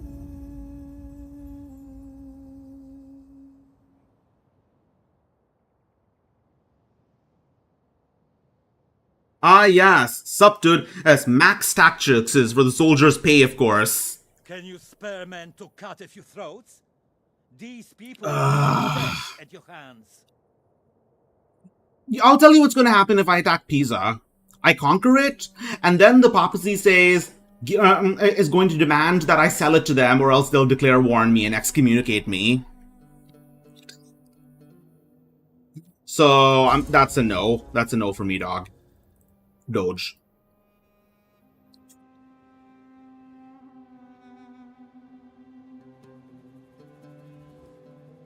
You are worthy and strong. Seems fair. And only fools would not wish to be friends with you. Oh yeah, Raimundo, I still need to show you the, what is it? The Doge animation. I'll do that right now.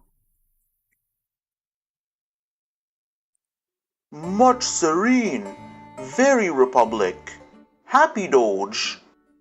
Bad men steal empire. Please help. Very important. Doge on it. Doge stop bad men. Doge save world. Good Doge.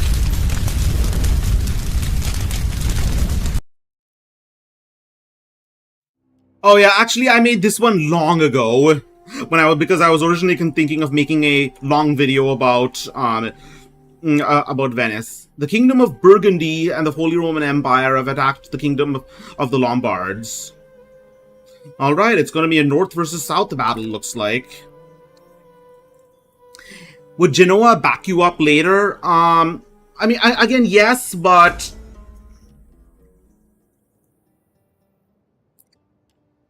yeah, this is one of the drawbacks of being Catholic.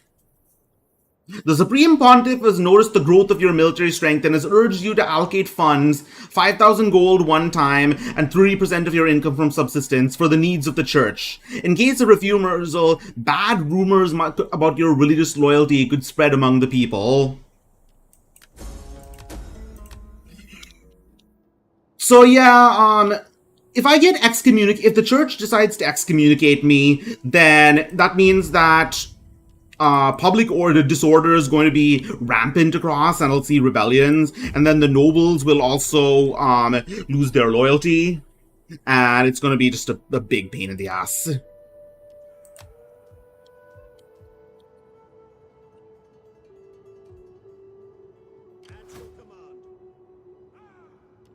Wait, do I have military access? I think I do.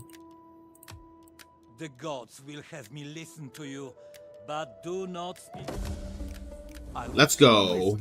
And accept your terms. Exactly. Don't make the church mad, or else you make everyone else mad.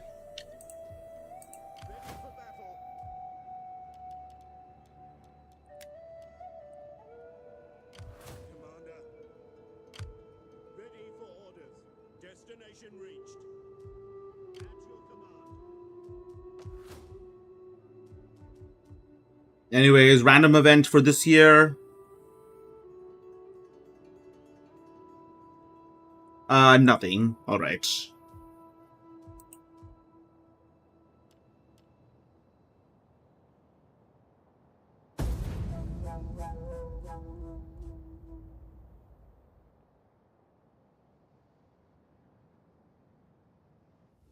Actually, you think it's just unique to the church, but I have actually played the one Germanic pagan faction in this game, which is Pomerania, and the same thing happens where the shaman will ask you for a large amount of money for a sacrifice, and if you don't give it to them, the sacrifice will yield bad omens, and then your troops will take a major morale penalty.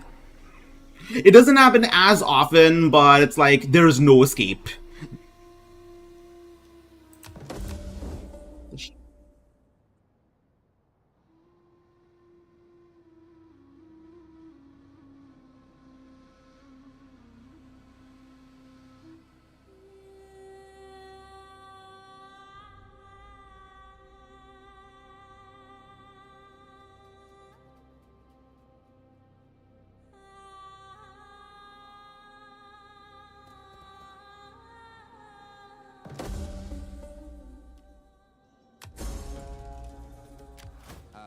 Assist you.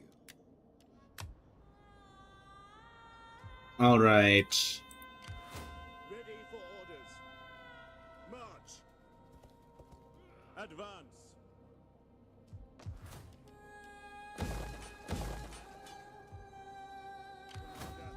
All right. This year we are.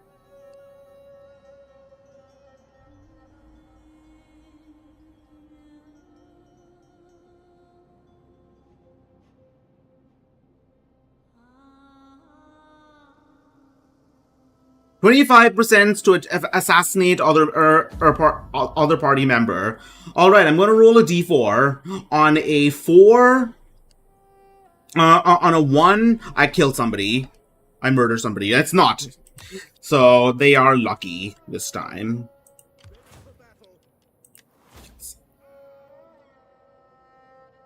So, more waiting. Actually, you know what? This time I think I'm going to.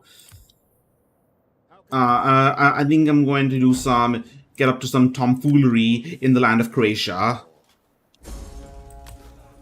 have paid in blood. Remember all the anime?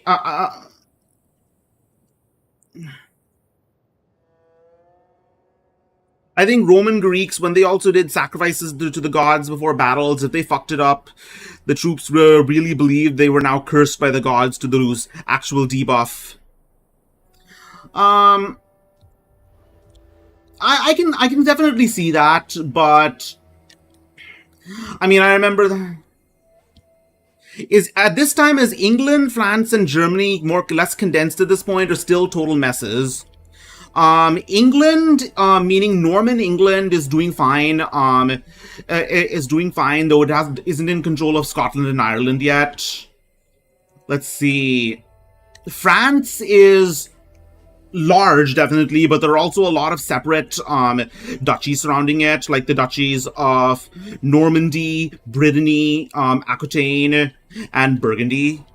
Germany, also, the Holy Roman Empire is there, but it also has other factions to deal with, like Bohemia and Bavaria.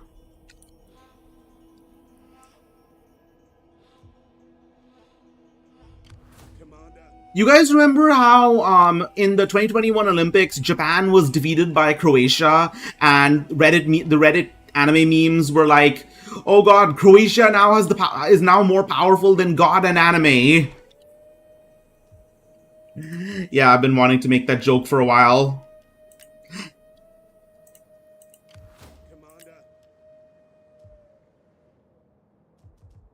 So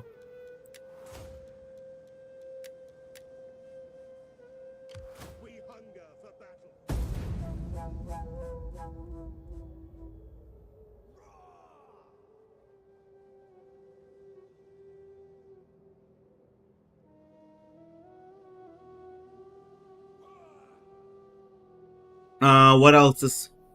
Oh, okay, so you do have some buffers in a way from stronger powers, and they can hold back the bigger countries. You can have more time to control your part. Exactly, so I definitely do not want Milan to fall.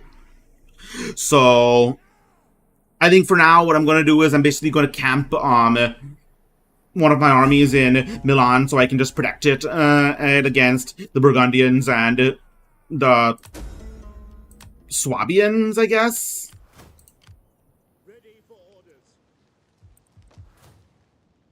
I guess that's what I'd call them. At once.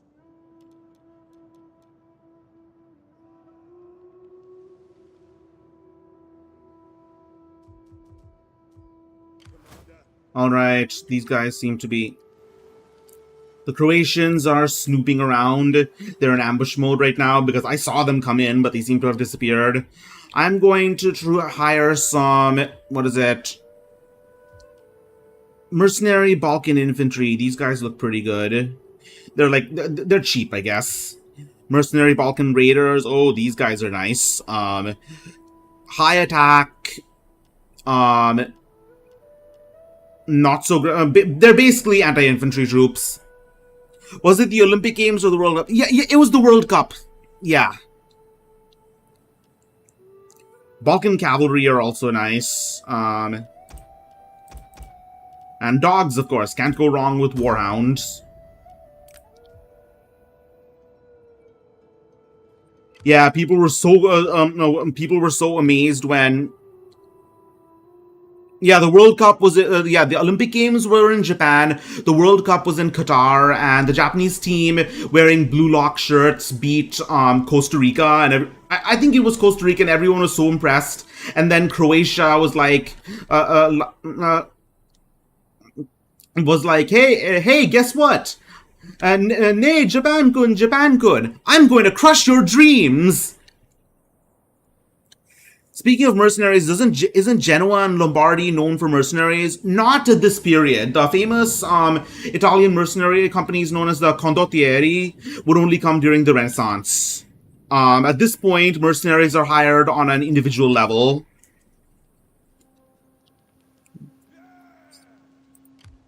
Ready for orders. So...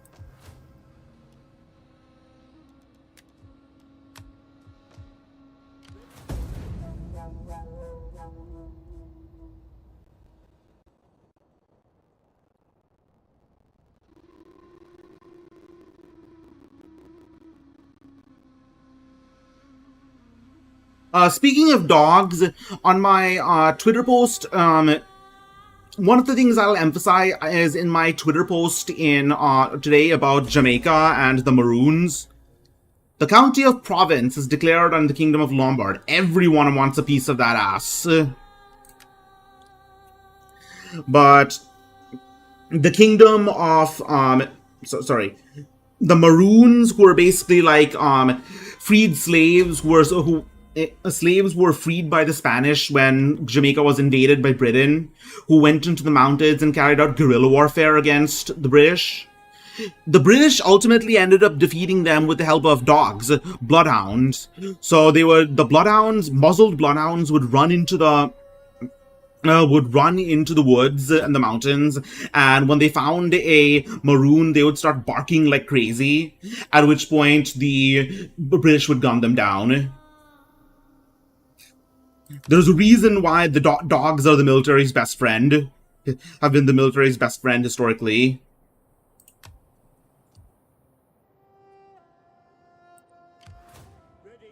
Hey, let's see if I can ambush them. Make haste, men. Surprise will be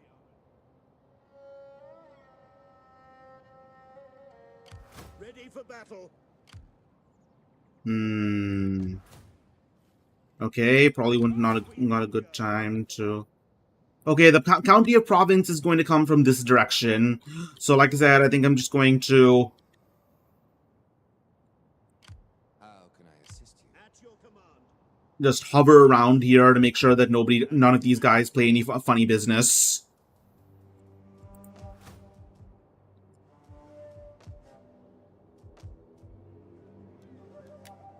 Alright, New Year, it is 11:04, and the random event for this year is...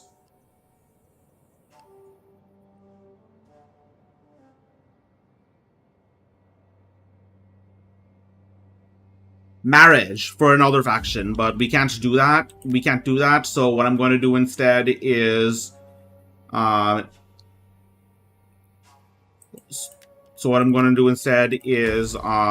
entice this guy from another family to pledge his loyalty to me and then arrange a marriage for him.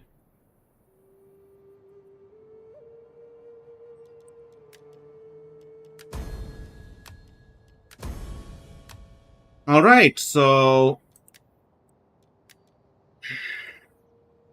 the Duke, not the Duke, the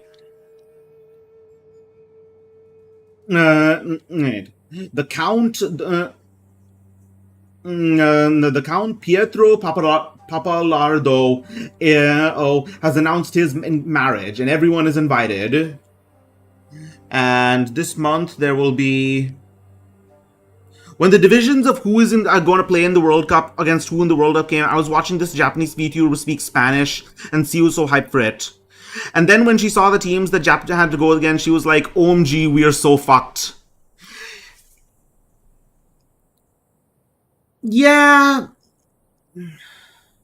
I mean, I'm guessing she was pleasantly surprised when they defeated Costa Rica.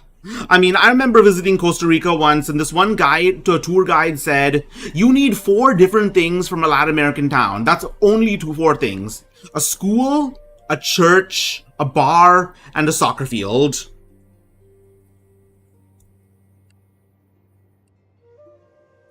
Basilis Isabella, welcome. Thank you so much for coming. We are just talking about soccer right now. I'm sorry, football.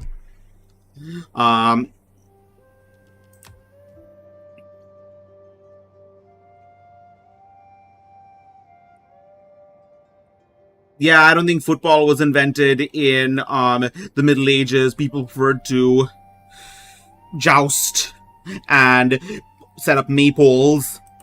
Oh, looks like the time... hold on. No, that's not it.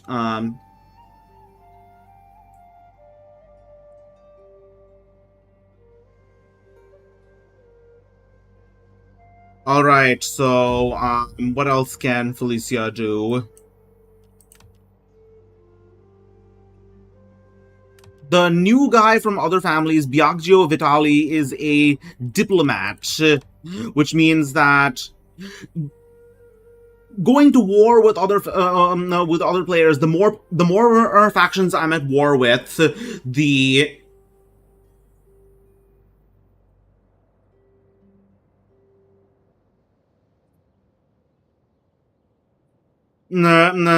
so diplomat means the more factions I'm at war with, the less loyal he gets. This is annoying. Let's get rid of him.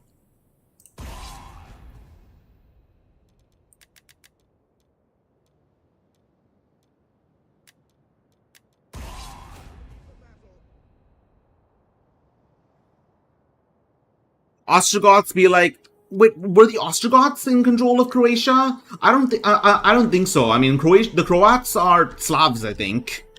Yeah, the Croats are, I'm pretty sure, are Slavs.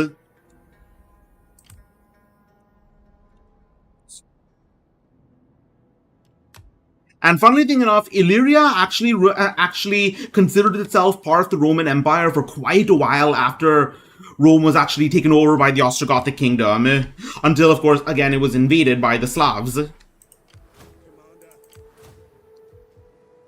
So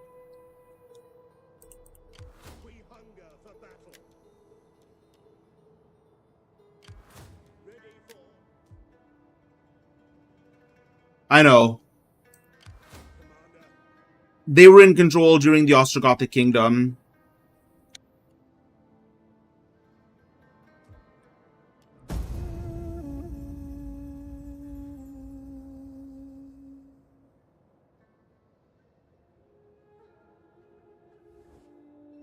Military access. Civilized graces, but we offer our I think they were before even invading Italy. Oh, I see.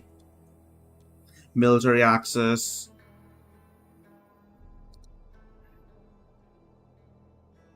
I might have mentioned to anyone who hasn't actually seen this. I'd like to mention to anyone who actually doesn't see this, hasn't seen this mod before.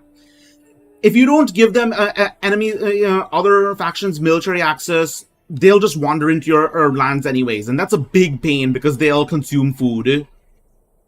So might as well.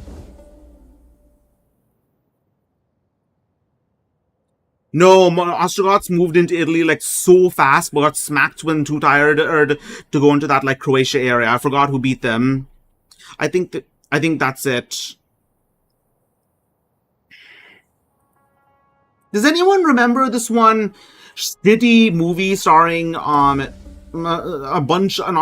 ensemble cast? I know Aishwarya Rai was in it, and Colin Farrell is the guy who played Galahad in Kingsman, right?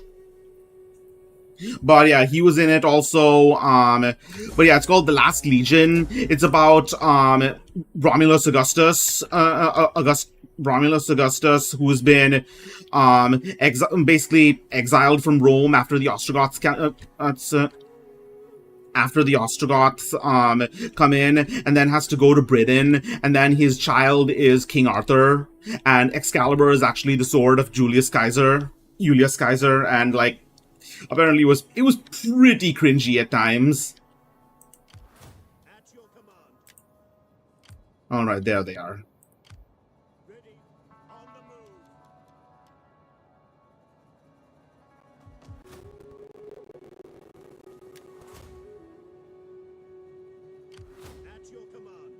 Yeah, you know what I'm talking about, right?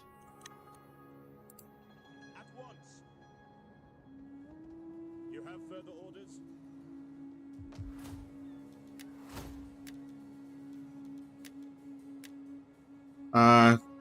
Event this.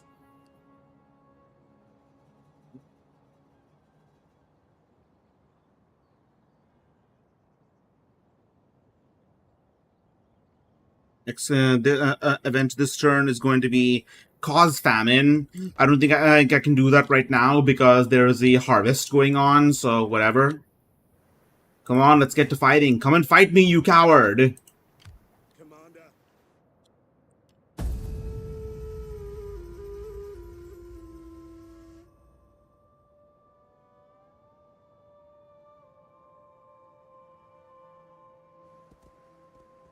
The last legion in this case is, of course, Vasilisa. Which remind me which legion this was. The Courage to help us?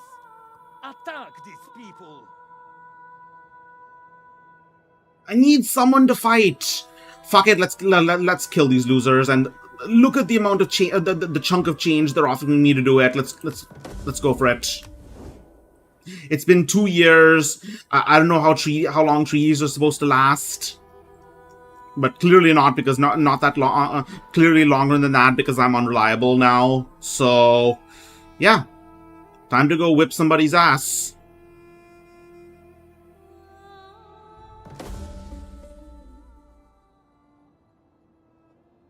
My favorite moment in all history is when Frederick Barbarossa decided he was so strong he was going to lead a crusade overseas. Plot twist, he couldn't swim and was too heavy for his horse, so he fell off his horse in water and drowned. Did that actually happen? I haven't read that far into the... I haven't read that far into the Chronicles of the Third Crusade, but that would be hilarious if it did actually happen.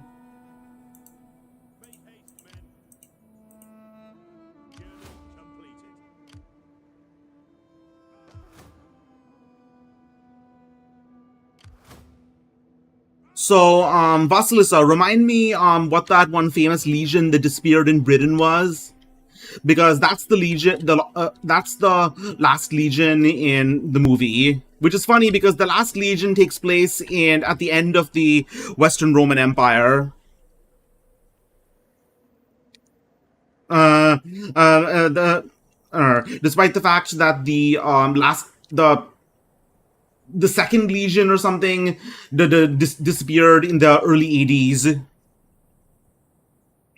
like I believe the first century. I think a better film that to actually talk about that is The Eagle, and even that wasn't very good.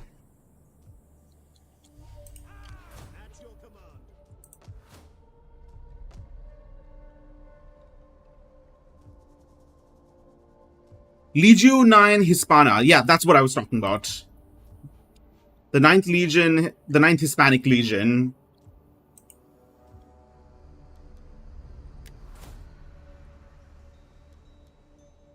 Alright, event for this month.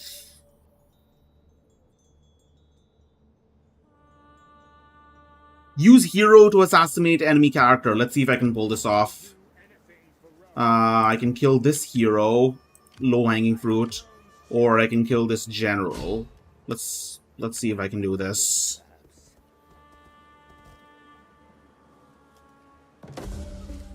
Oh, we got him!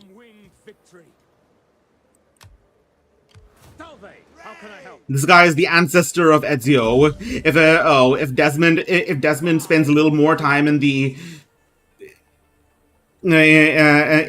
Animus, he'll learn about a guy who killed some Croatian loser.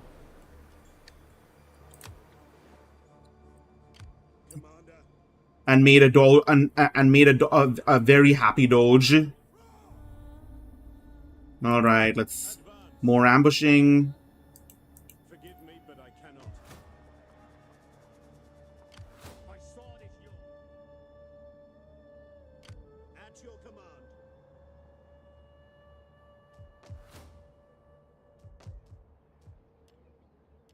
All right, Franco Lombardo, that's his name.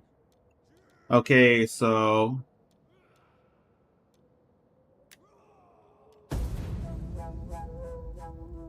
Ezio the Goat, exactly. Yeah, I have actually seen articles saying that Ezio was the most beloved character in all of gaming history. More than, according to this guy, more than Mario, more than the Master Chief. But no, it's Ezio. I could actually believe that.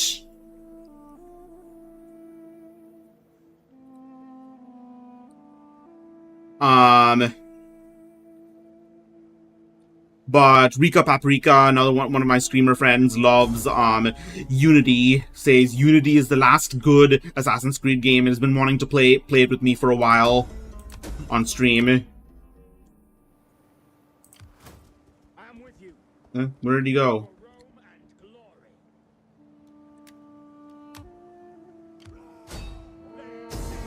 Oh, there he is. Retreat! At your command. Laying an ambush, sir.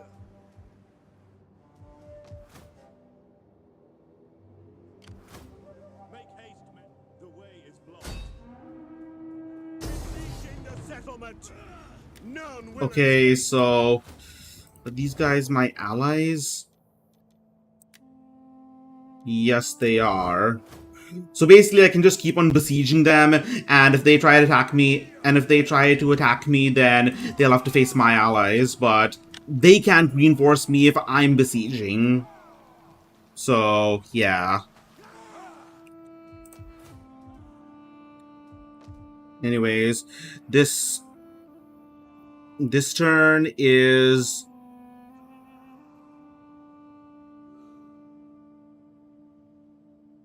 marriage within my own faction. All right. Domenico has.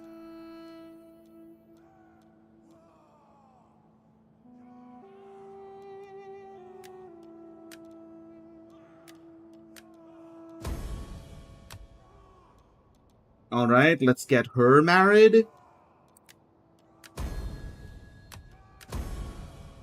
All right, Sergio Giuliani, getting more. My army of my pack of doges is increasing. So you're attacking Pisa, Genoa is helping you, and you're pissing off the church. Let me see. What is the church relation to me right now? It's okay. I think at this point the Pope knows that Pisa somehow has fucked around and is now finding out. But like I said, once I conquer Pisa, Rome is going to demand I sell it to them.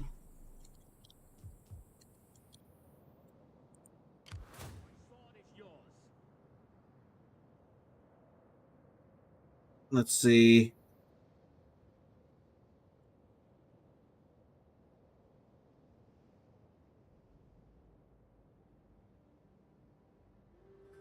All right. All right. This time is going to be another marriage. Let's get some more people on our side.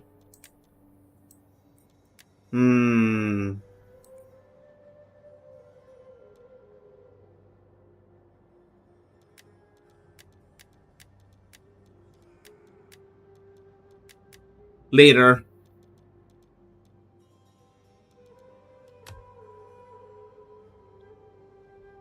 Ready for battle.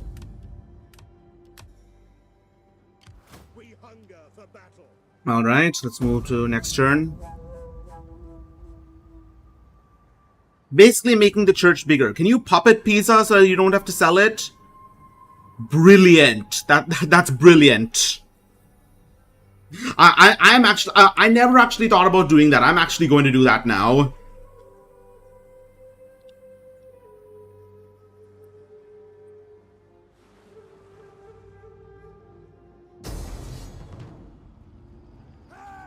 Huh? Who are you supposed to be? Oh, the Kingdom of Dioclea. And I wonder, can I actually pull this off? Is there any chance of actually winning this?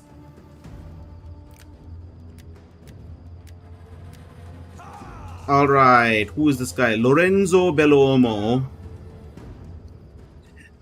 Is this a I'd win moment? Am I about to fuck around and find out like Gojo? I think I am. Let's go for it.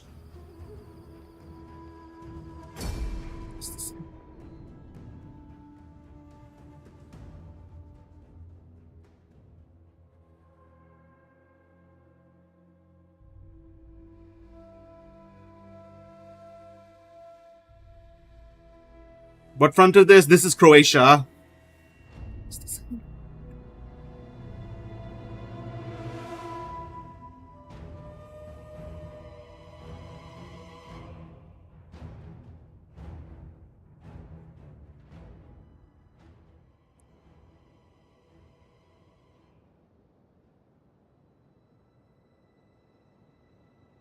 So I'm going to be coming from this direction, and there's another gate on this side. Okay, so what I'm going to do is I'm going to send my cavalry over here to burn down this gate. Yes, I know I have dogs, but they're not gonna be very useful here because it's a siege battle.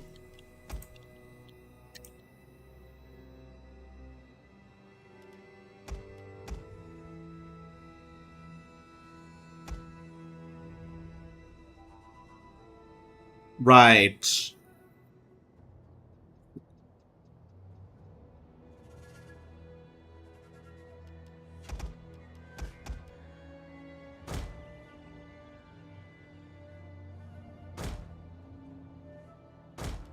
All right.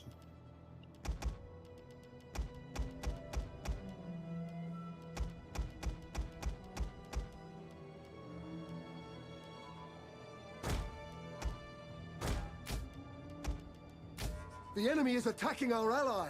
Catapult the dogs over the walls. It's okay. So I don't know if you've heard about this about this movie, but there's this movie called Bahubali. It's this really over-the-top Indian action movie where the Prince Bahubali wants to make it over a series of walls of a fortress, but the fortress is crawling with archers, and so what he does is he he has a bunch of palm trees. Oh, the flaming pigs, the flaming doge. Oh, yeah, you know what I'm talking about. The human catapults. The human shield catapults. We have discovered the enemy's hidden units.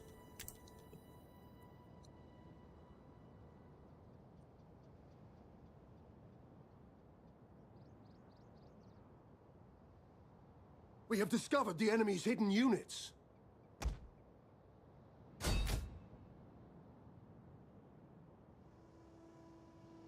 We have discovered the enemy's hidden units.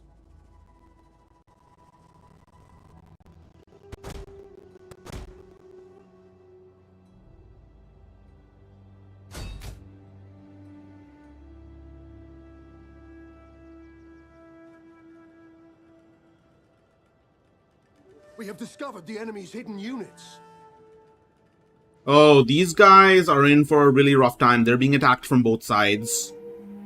But luckily, I think I might be able to actually get in unopposed if I move fast enough. We have discovered the enemy's hidden units.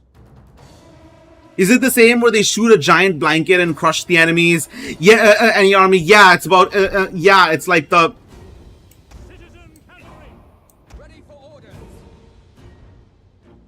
I mean, the parts I remember from Shadiversity's video net are where the guy like dual wields spears on his horse and spins them around like whirling blades.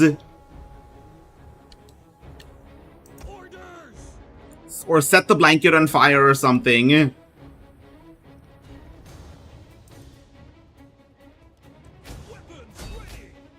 We have discovered the enemy's hidden units.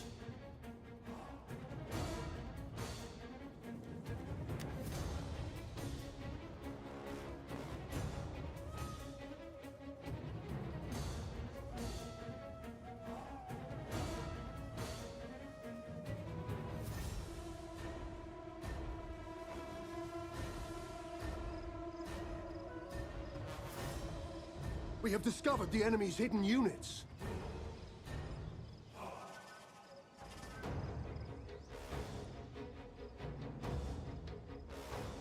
So yeah, this is one of the what is it? One of the nice the nice things about this mod is that melee troops can throw firebombs at the gate in order to burn it down. But can I put my archers on the walls once I get in? Yes, I most certainly can. Which I do fully intend to do. We have discovered the enemy's hidden units.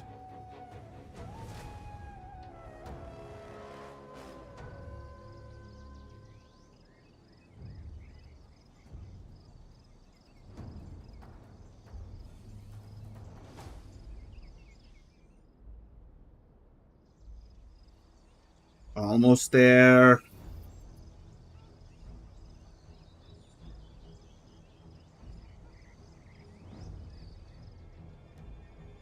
Okay.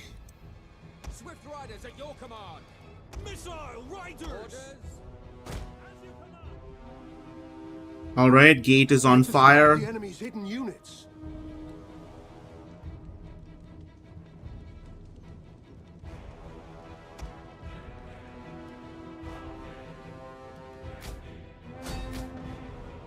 Swift melee cavalry.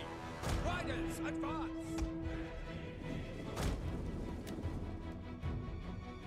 This is going to take a while, but I think it will be worth it. We have discovered the enemy's hidden units.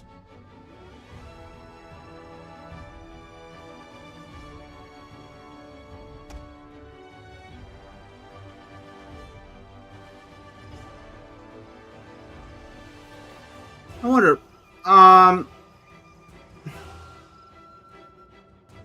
Vasilis, help me out. When exactly did the Falks come out of fall out of favor? Like, in this mod, these Balkans fellows are still using Falkses in 1100 AD. The enemy's hidden units.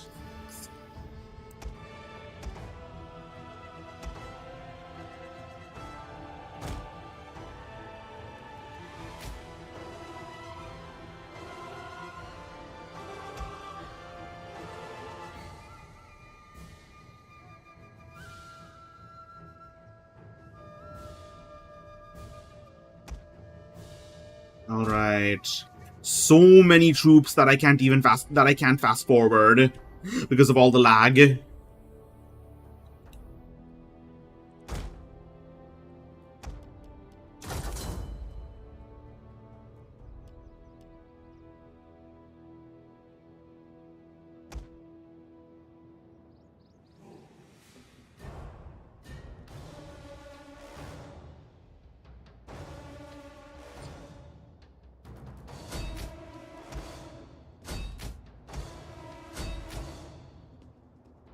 All right. We have discovered the enemy. That's right, my champions. You were also my archivists, my emergency archivists.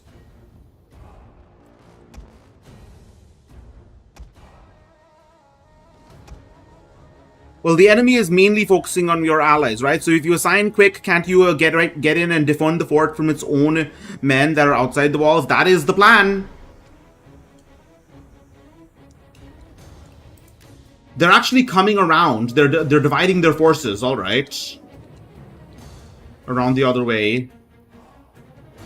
Cavalry are coming this way, so I'm going to reinforce. Archers! Double time! And the double! Yours to command! Break advance!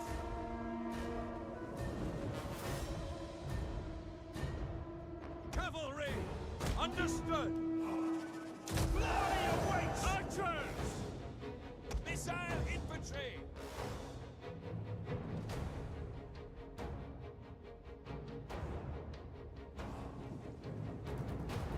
Ready for orders! We have discovered the enemy's hidden units.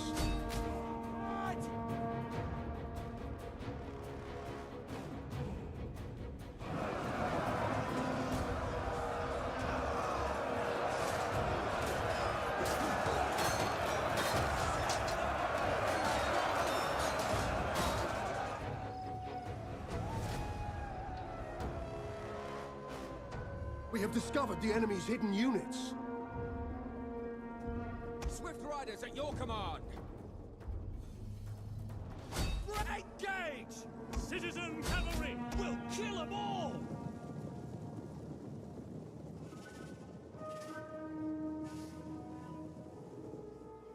Can't find anything relating to why it lost popularity. Yeah, there's some things that just stopped being used eventually. That stopped being used after the Roman era.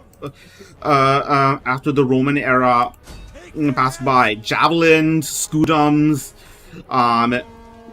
what is it? Falxes. It just stopped. It just wasn't meant to be. Waiting orders! Like, oh, and togas. Can't forget the fact that togas also just were not meant to be. Another thing that, unfortunately, I mean, I say it often. Climate change is going to ravage the global south, and eventually, and it's also going to make the northern hemisphere a lot warmer. Also, it's time to get it's time to get rid of pants. We should go back to wearing skirts.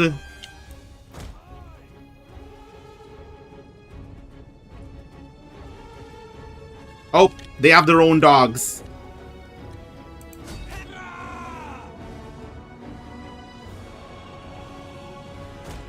We have captured the gates!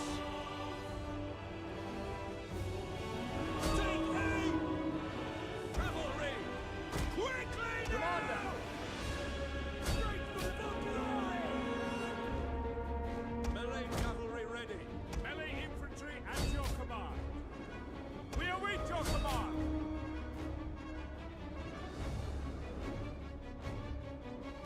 Citizen cavalry! Melee cavalry ready! Archers! Missile riders! All right! Cavalry! Into flight! We have discovered the enemy's hidden units. All right. Let's see. Speed! How about a two-pronged charge? Kill! Cavalry! Riders! Aspect riders at your command!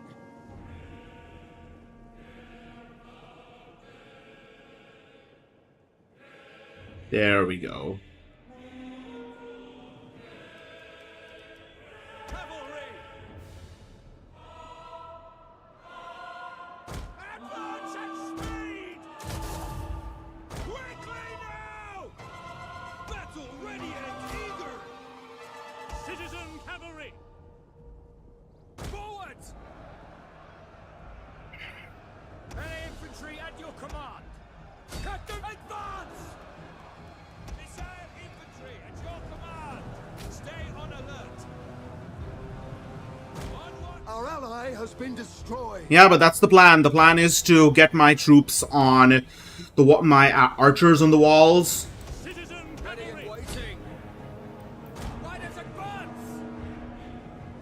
See if I can get my archers on the walls to see if I can just fortify my position over here. Is under attack. Riders at the double! Cavalry! Spears! Ready for orders! Ready!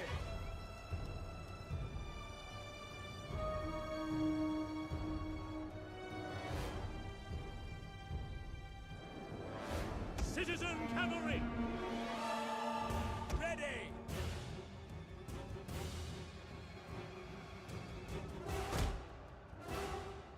All right, so far so. Can I send my dogs up the walls? What do you think I am? Some sort of like Siegfried and Roy level animal trainer? The lines! That is what Siegfried and Roy did, right? They trained lions or something. Citizen cavalry! Quickly now! Missiles We have discovered the enemy's hidden units.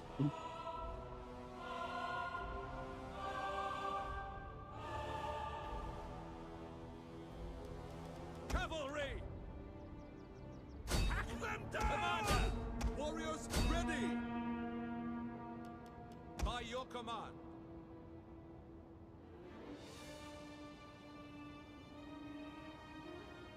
Archers! Swift riders at your command! Cut them down! Oh my god. This is taking a while. Tigers. Oh, I see. They train tigers.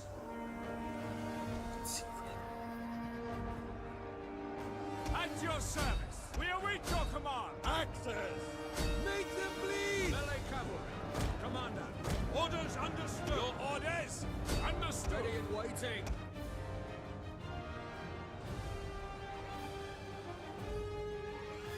Advance at speed! Yours to command! Missile infantry at your command! Ready for order!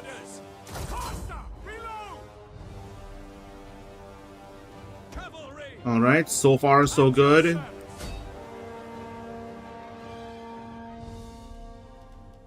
Swift melee cavalry.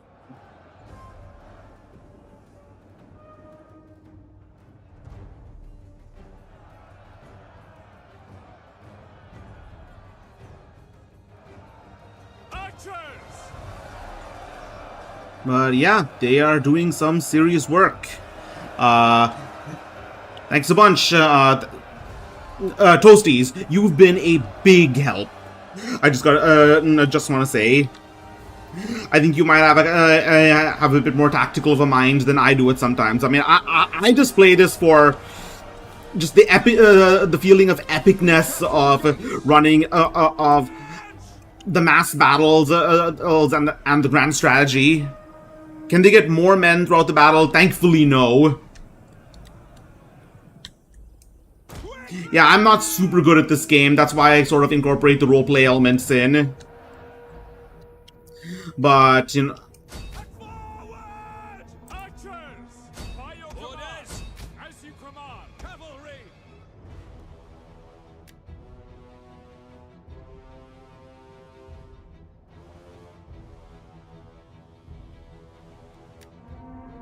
We have discovered the enemy's hidden units. Richard!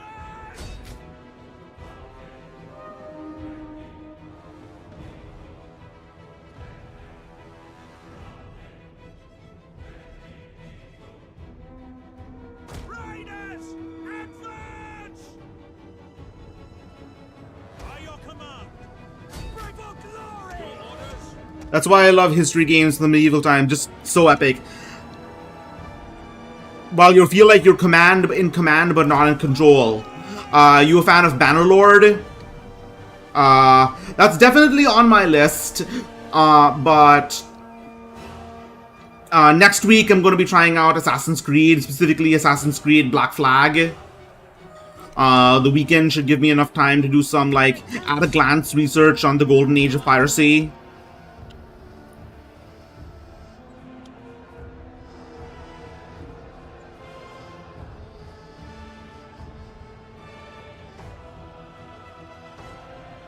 Melee infantry! Archers! No! Your orders! Yes, advance! Commander orders! To arms!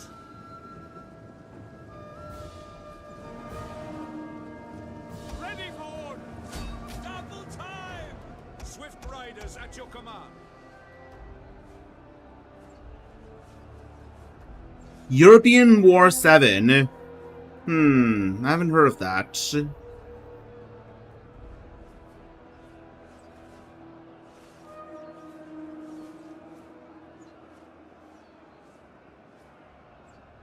The men are wavering. Advance at speed!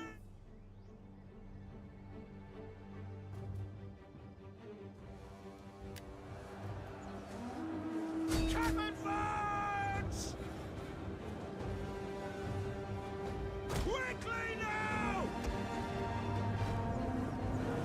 One of our units has used all its ammunition. Melee horsemen!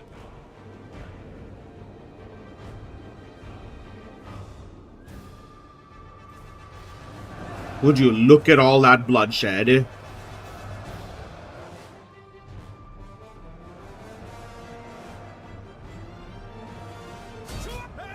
and waiting! Now! And time for one hell of an Italian cavalry charge.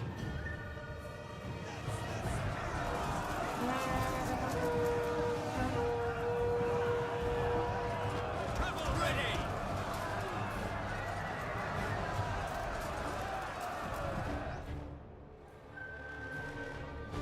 Cut them down! To arms! Missile infantry ready! Take aim! Ready and waiting.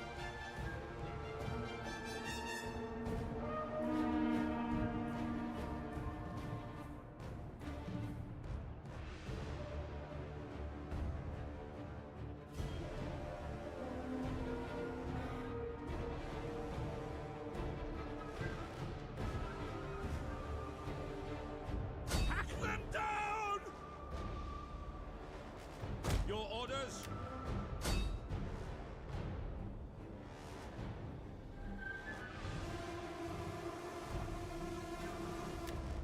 Alright, let's see if I can get a rear charge off.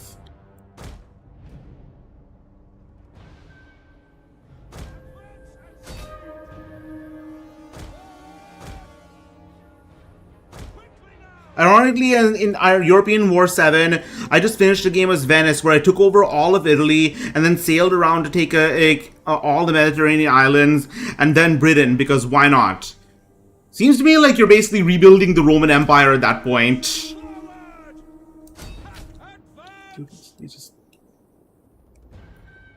Because, like I said, unlike the Lombards, who are the Lombards and the Ostrogoths, Venice was pretty much a standalone. It was a First of all, it was a republic, and second of all, it was made up of Roman refugees who were able to protect themselves from the Germanic invasion. So yeah, the people of Venice definitely did consider themselves successors of Rome, and to the point where when when they were getting ready to attack Constantinople, some of them were joking, we're the descendants of Aeneas, avenging Troy against the Greeks. Follow me. What do you mean Venice wasn't in Italy as much? Well, I mean, if I'm not mistaken, and for a large part of history, Rome's early history, it was occupied by Gaulish tribes. The battle is turning in our favor. Oh, we did it! We did it, boys! Costly victory. Lame. No, costly victory for them. I got out with a few minor scratches.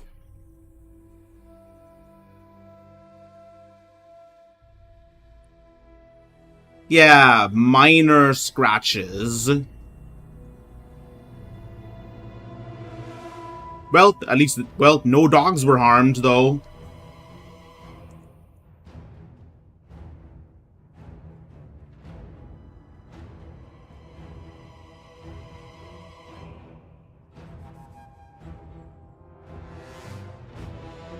But the sad thing is, despite the fact that I did all the work, since Dioclea was the one that initiated this whole fight, they're the ones who are going to take the city.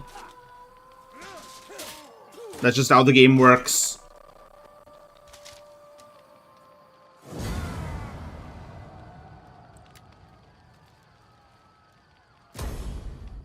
$8,000 gold ransom. Beautiful.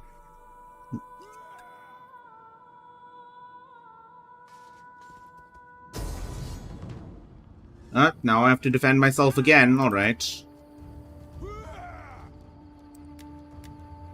I think I'm going to auto-resolve this. You know, now I think of it... You know, I want your opinion, guys. In theory, if I just declined... I could just decline to, reinforce my allies, then the Croats would take over the city, and then I could take it from them. That would be a total dick move, but you know, if I want Croatia, then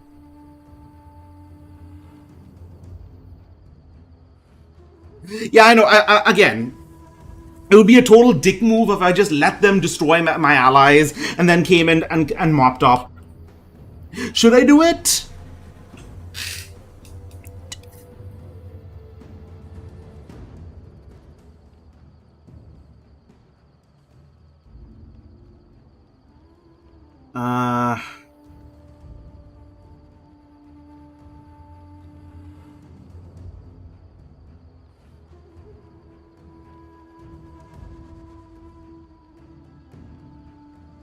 Fuck it, I'm gonna go for it.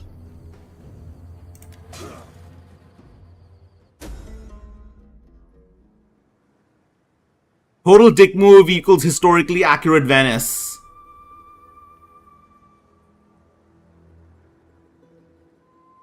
Too bad. They won without me.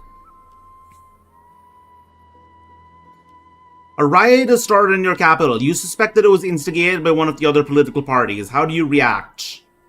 I am going to accuse in public because this is a democracy, and in a democracy, politicians do very, very dumb stuff.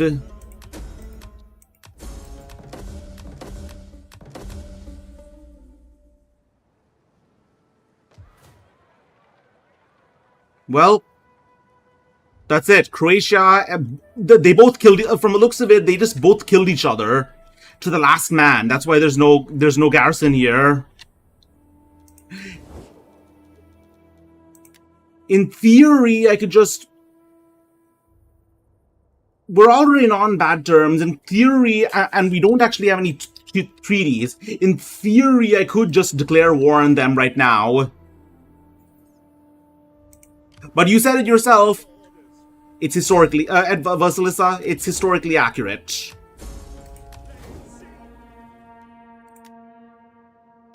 Commander.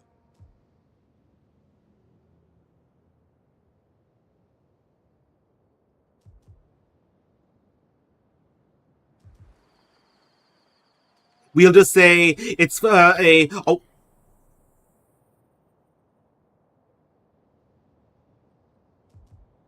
Exactly. Anyways, but yeah. Domenico Michel is at rank 2 right now. And I'm still besieging these guys. I think it's a new year, so I think this is a good time to end. I'll come up with more elaborate backstories for all the characters for next time we play this, but we are going to take a break from Total War. Our next week, we're going to play Assassin's Creed Black Flag. And thank you so much for coming, Toasty's Post. If you check out my Twitter, I post a Chronicle of Zosimus, an interesting fact about history every day. Like I said, today's was about the Maroons of Jamaica, and yesterday's was about the Cimbri tribe of Denmark. And so, thanks for coming, and expect more to come. I need seriously, I need an intro, an outro. But yeah, thanks for coming, and expect more to come.